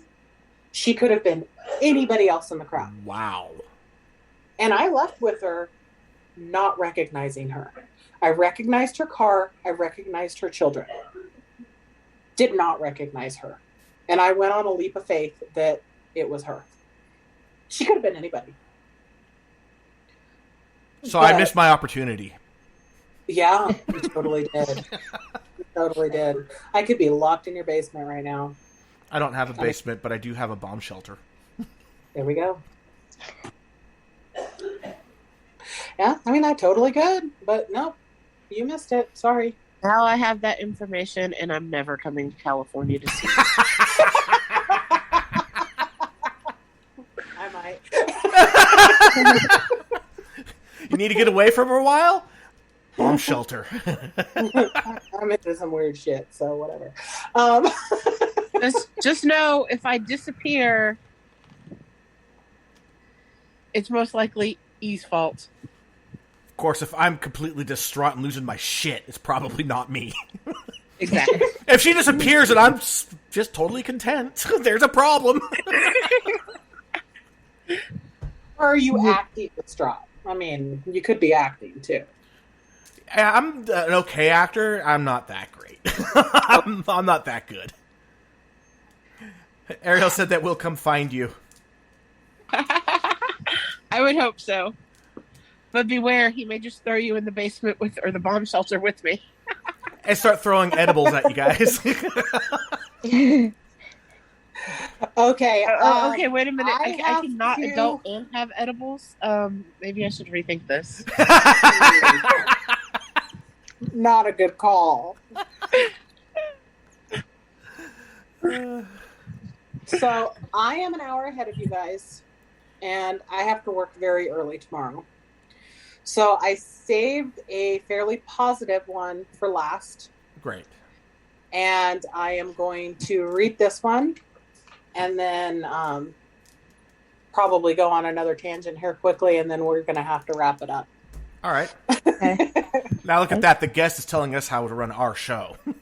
Yes. I would love to sit here and rant and rave for the rest of the night, but dude, work is killing me. So you may find yourself more angry at God than you ever could have imagined while simultaneously begging him for a miracle. You may resent your best friend simply because she says she's there for you, but how could she possibly understand enough to be there for you? You may push everyone you love away and cry in the shower because you feel so alone. And you will be doing all of this while thinking about new ways to make sure your child stays safe. These are normal feelings. They don't make sense to you right now, but they make sense to me. I'm here to tell you that your feelings are real and that they are valid. Good way to end this. Like I said, this is completely out of order, but I wanted to save that for last. Thank you. That Good. good way to end it versus like one of the other ones. Be like, here, let me just go ahead and take your emotions and just put them through a meat grinder. And then, bye! Yeah. Okay, love you. Bye-bye now. Okay, This bye-bye. has been one of the hardest episodes for me to listen to. And And you listened to her live. yes, I know, but this has... There are, I have my own reasons for why this struck me so hard, and that was an absolutely beautiful way to end it, because I feel like I've been, and some part of me feels like I've been, oh my God, you've just been over emotional for this whole thing, and there's no reason for you to act that way, but there are reasons there. And you know that here, this is a safe space. I know. You have those reasons. Your emotions are, you feel them. I'm listening to this beautifully strong woman and the struggles that she went through and everything with her daughter, and wondering how she could help herself. And I look at my situation and I'm wondering why I wasn't believed. And to this day, I'm still called a liar if anybody, if I mention it. So it's very cathartic for me to hear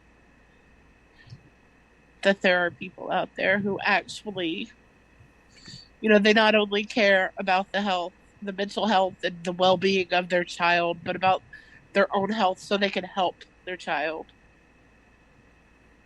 If you haven't put it together yet, Bexy's basically where your daughter was. Yeah. We talked about that when I first came on and I shared the story. And if you remember, I told you if I was there, I would have fought for you too. Same. I know. I would have fought. And too. I wish I could have. I mean, I can't read this, but I can drop it in the chat. I can read it But if you want me to.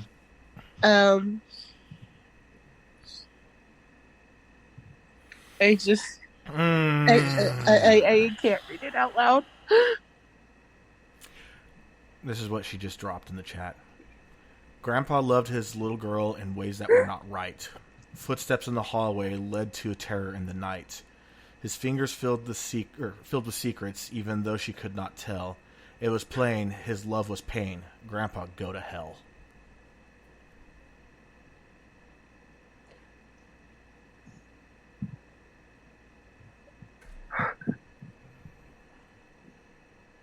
He's there.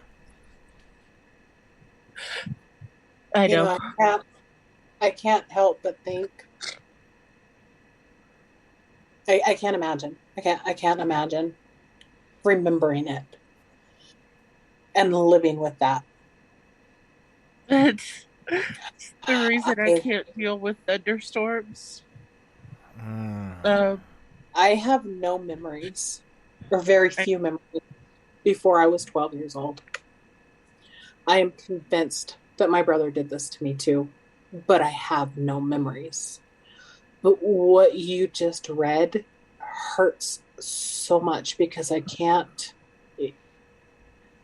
help but to think my 2-year-old had those same thoughts and that same fear. And no child should have to have those thoughts. No. And I wasn't there. And I didn't stop it. No mother. No child should have to. No mother should have to go through what you've gone through with your child. No, and it hurts. No. And you're valid. And fuck them. Seriously, that's all I can say is fuck them. Fuck them for calling you a liar. Even Ariel said, fuck those people calling you a liar. You're not. Literally what Ariel said. I saw that. How dare them? Why? Why does a little child lie about that? My daughter was too little to vocalize what was happening to her. You did. And how dare them? How because dare fat them? Girls don't get molested. That's why. And that's bullshit. That is not true. From my understanding, they get targeted more because of that reason. They can get away with it. They target. These predators target children that are going through something traumatic. Whether it's being a little fat girl that's not accepted by her family, or being a little girl whose father is deployed and mommy suddenly isn't around because she's too freaking worried about going out and partying because she has a babysitter for the first time in her life. Or a little girl whose mommy has cancer, or whose daddy is an alcoholic. Or they target people that they see as weak, or a way that somebody that they can easily manipulate. That wasn't you. It was not your fault. It all started after my dad died. Mm-hmm. You had been through a trauma.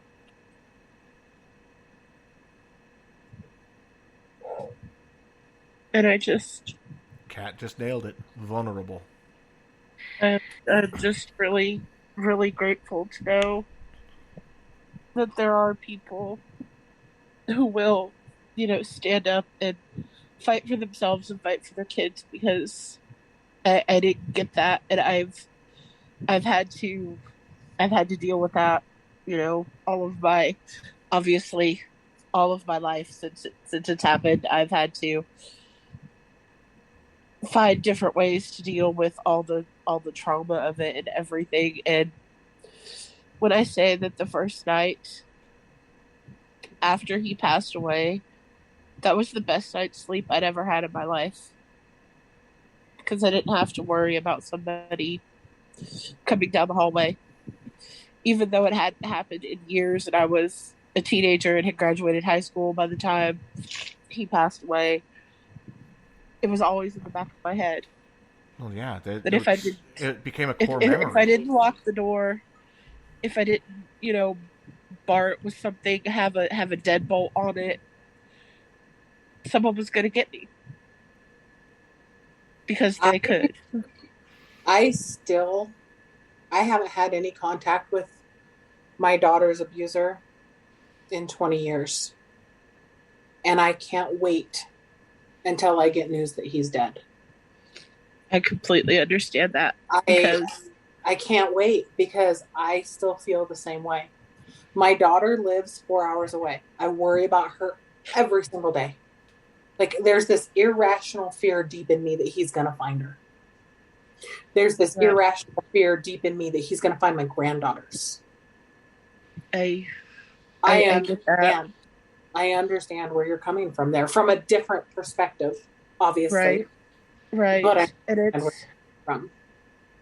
I I had a nightmare that I still remember clearly, and it was like a year and a half ago. I dreamt that I took my son and my daughter and my grandkids to Chili's for dinner. And we were sitting there, and he was the manager. And he kept trying to take my grandkids to his back office. And I remember waking up, and I was still like between sleep and dream. But I sat up, and my boyfriend walked into the bedroom, and I looked him right in the eyes, and I said, I will fucking kill you. And he backed up, walked out of the room. But like, those fears are embedded so deeply in you after you go through something like that. I get it. Yeah. And I can't wait for that relief to find out he's dead. When the word came that the abuser in my family was on hospice, I was thrilled. I hate to say it. It makes me feel like I'm a terrible person, but no, I was glad. I don't know. And the thing is that they wound up not going to prison. They should have. They crossed state lines. The FBI got involved. But because of age and throat cancer, stayed at home, died in his bed. Unfortunately, was not lucid very much near the end. But and I was told by a lot of people that saw him, when he had lucid moments, you could see the fear of the flames of hell in his eyes. Good. Yeah. Good. I only went to the funeral to see that he was dead and to see that he was buried. That was the only reason I went. Yeah. I'll go to the funeral to spit on his grave. Yeah. That's Meanwhile, in the I chat, have a very good friend who says that it would be super cathartic for the two of us to go, for he and I to take a couple sledgehammers and go wreck a grave. I know who you're talking about. Can I come too? Sure. Then we could take road trips, get a few different ones. Yeah.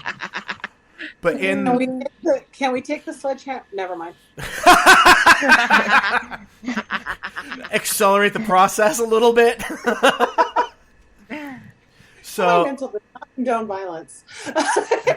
No, seriously, yeah. Or vandalism. No vandalism. Seriously, no vandalism. Do it in effigy. Make like a paper mache headstone and beat the fuck out of it. That could be cathartic too. And it's a way that's not going to get your ass thrown in jail for doing it. Exactly. But when you were sharing, Bexy, Ariel said, "Love you, Bexy." Kat, "Oh, Bexy, hugs." Ariel also said, "Look how far you've come from then." And then when we were talking about your daughter's abuser, Ariel said, "Throw him in the bunker and throw away the key." And I said, "Ease pedo ending chamber?" The follow, yes. You're human. Wink, wink. Is he in jail? That came from Kat. No, not anymore. Couple of years after his situation with my daughter and my nieces, he was convicted of second-degree rape on a 6-year-old child in the same state. And he went away for a couple of years, but he's out now. Yeah. I did. Second degree. God.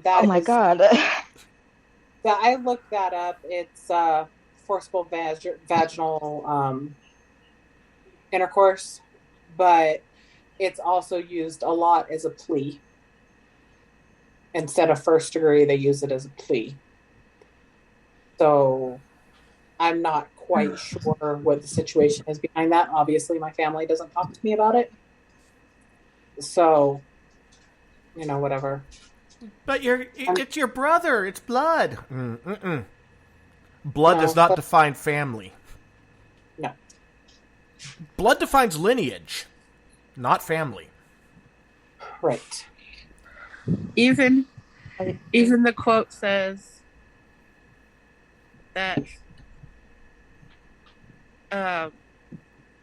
The blood of the covenant. blood of the covenant is thicker than the water of the womb. Yep. When they say blood is thicker than water, they're trying to tell you that it's the family you choose has more meaning than the family you're given. And I just have to say, see your family, just so you know. Yes. I've as much as this whole co-hosting has been an amazing experience for me to be able to hear other people and reach out to them. It's also been great for me to unleash some stuff when it comes up. Some stories just hit me harder than others. Well, I mean, anything that has to do with a child being abused is going to hit me hard, always. This isn't an easy story to listen to. It's not an easy one to live through on either side. No, it's not. Even as a parent that hasn't had that happen, it's still hard. It's still really hard because you put yourself in that situation. As you're hearing the story, and it's like my blood boils over it. And you can see the look. There's death in that look there for a second. It's because hearing these stories, I think about my nieces. Yeah. And I swear to whoever on my grandma's grave, if someone were to hurt them, I would kill them. Yeah, my stance is, if you hurt one of my children, go turn yourself into the police, because that's the only thing that's going to save you. Maybe. I don't want to find out where I would go. Yeah. I had some pretty extremes planned out. In reality, he's probably lucky that he was hidden for so long. And my mom probably knew that. Probably. And then Ariel just said, I cried, and it didn't even happen to me. Yeah, and I've been warning people about this episode. This episode, it's probably going to hit. Eddie. And just like the first one did. I mean, luckily I'm not crying through this one as much as I did. Yeah. You still teared up a bit. When I sit down and write, since I'm focusing on my story now, I cry. I cry a lot. Like, I'll get into a groove and I'll write for a couple of hours, but I'm crying the entire time. I'm sure. Because telling the story is hard. But writing it, I'm reliving every single second. Yeah. I was going to say, writing is reliving. Right. Because you have to take that time to really hone it and make it hit right. Make sure the words are right. Make sure the emotion you're trying to convey is coming through. Yeah, and you're also, it's slower and more methodical, so it keeps you in there longer. Yeah, I mean, and I'm a writer, so yeah. I have to make sure the detail is there. But like when I wrote about the wallpaper, that little paragraph took me 2 hours because it was just such a painful moment and I had to get it right. But it was like I was back in that room, like hearing that conversation all over again. This is probably the most difficult thing that I've done outside of living through it. Well, I mean, you're basically going, okay, let's go ahead, do a 180-degree turn, and plow right back through that mud puddle again. Yep.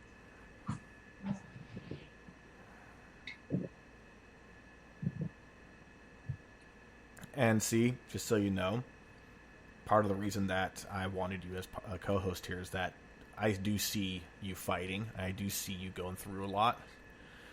And I wanted you close. I wanted to be able to help you. And I'm glad that you joined us. Because, yeah, you've opened up in ways that I didn't think that you would. And I'm glad you did. I'm glad you're still here. I joined. I'm glad you joined.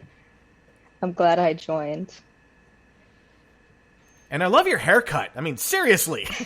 It is really cute. It looks so awesome. I didn't see it before, but it is freaking cute.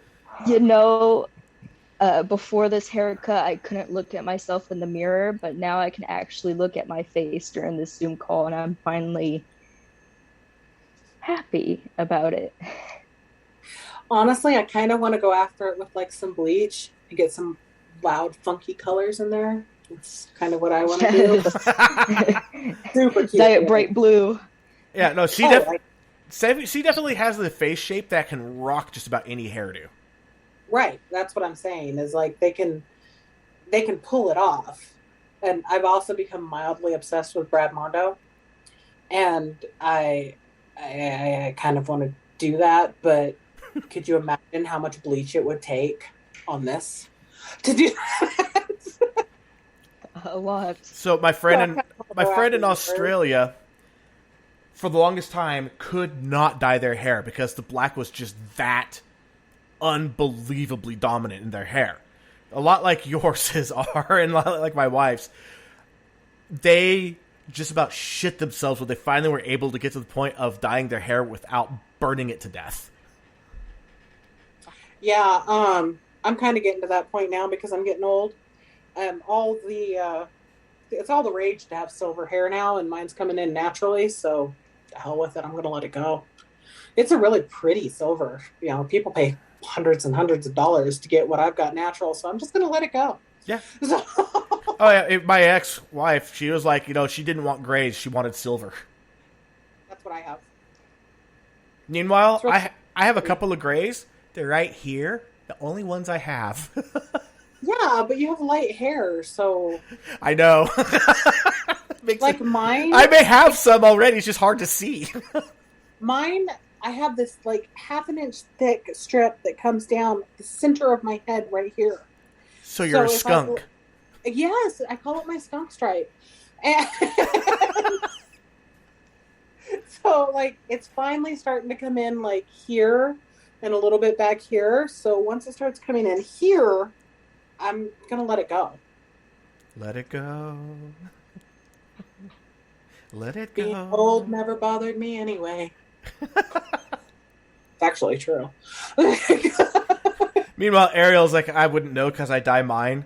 Yeah, Ariel's hair is always changing. I love it.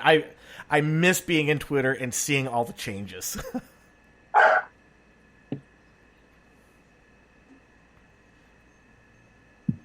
Kat, I'm the only person who wants gray white hair, and unfortunately take after my dad instead. Considering male pattern baldness, I'm wondering if that's what you're talking about. Do you have the toilet rim hair? Because that would suck so much. My grandfather was in his 90s when he passed away and didn't have a speck of gray hair. Damn. Wow. I'm 17 and my mom's found gray hair in my head when I was 15. Yeah, no, I know some people that in high school already had to dye their hair to hide the grays. In high school as well, so yeah, it happens. So I was on like a message board of some kind, and this girl was young, probably in her early 20s, and she had hair like mine. And for those of you that don't know me, I have very thick, very long, very curly hair. My hair, when it's straight, is about 2 inches above my butt. And she posted a picture of a girl with silver hair, and she was like, how do I accomplish this hair color without doing too much damage to my hair?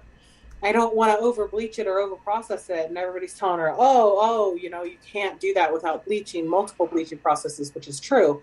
And I responded and said, just raise a couple teenagers. That'll happen naturally. That's how I got mine. Yeah, not wrong. I look over at my ex and saw her hair like, woo, those teenage years were not good for you. No, and my wife, she was one of those ones that in high school started getting grays. Mm. And her hair's a lot like yours. Super thick, super curly, super long, super dark. And I would love to chop my hair like Steve's is right now, but could you imagine? I would look like Bozo the Clown had an affair with a poodle, and then I got stuck in an electric fence in a rainstorm. That's what I would look like. I'm so jealous Hello, of people that wear hair Sideshow Bob. that. Sorry. And Ariel's like, maybe I'll never get gray then with no kids, and did the sunglasses smiley face emoji.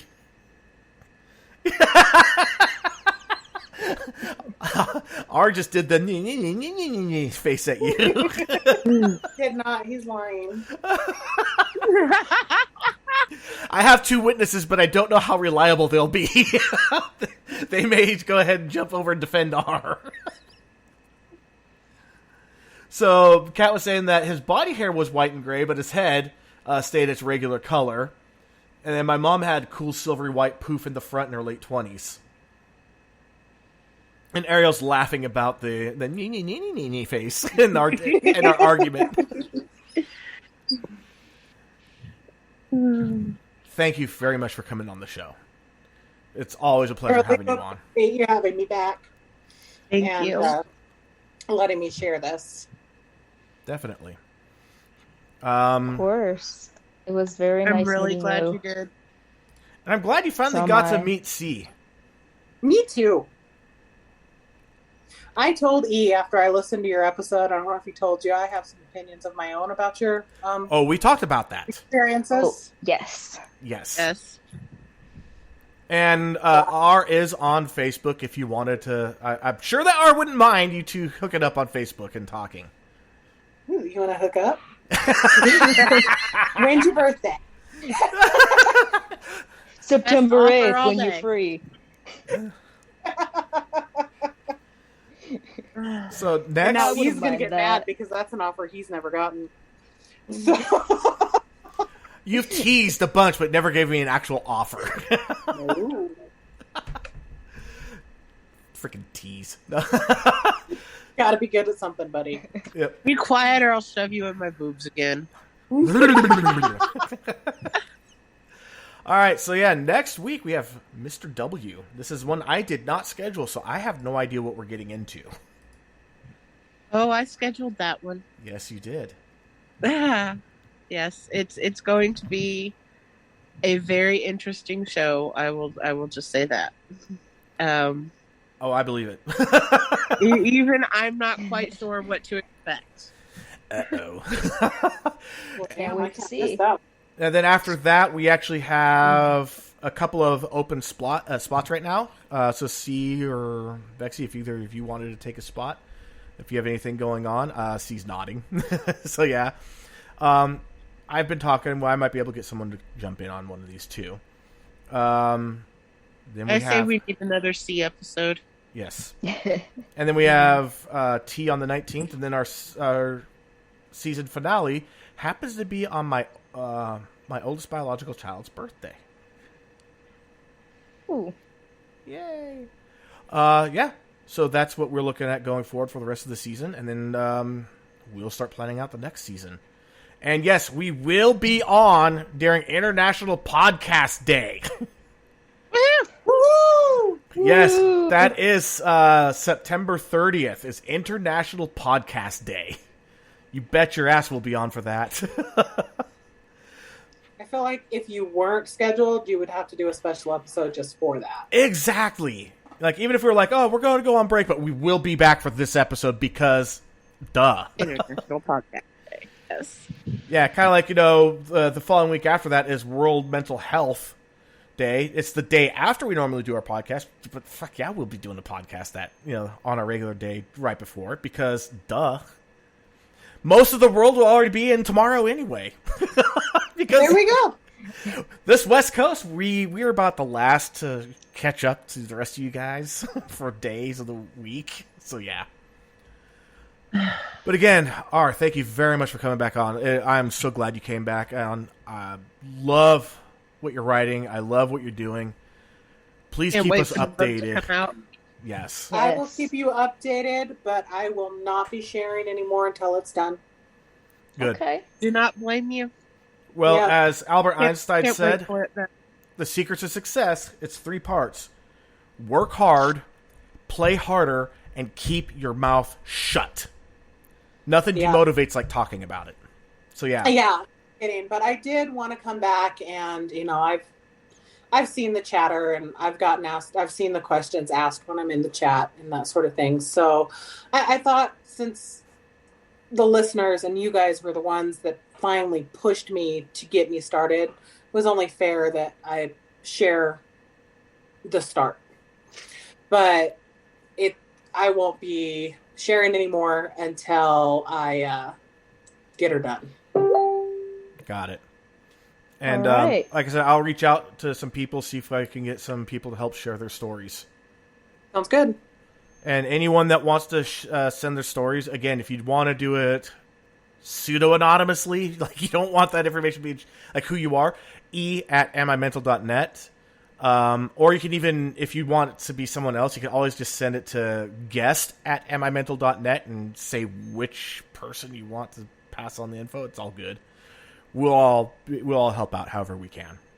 Yeah, and if you want to talk to me directly, let him know that. Give him my your contact information, and I'll be sure to reach out if you have any questions about how it would go or what would be disclosed. Perfect. All right. So outside of that, one more time, if you want to get notified when we're going live, because I kind of didn't really, it was a little weird today getting the show going, so didn't really send out the blast. So definitely, like, if you have the Spreaker app, follow us, favorite us, whatever you choose to do. Because I know from like the website you follow, and on the app you favorite, and you'll get notified when we go live. And we always go live 5 minutes before we start broadcasting to give you guys that time to get into chat, say hello to each other, and whatnot. Outside of that, we'll see you next week. I am E. And Bexy. I'm C. And we'll see you guys next week.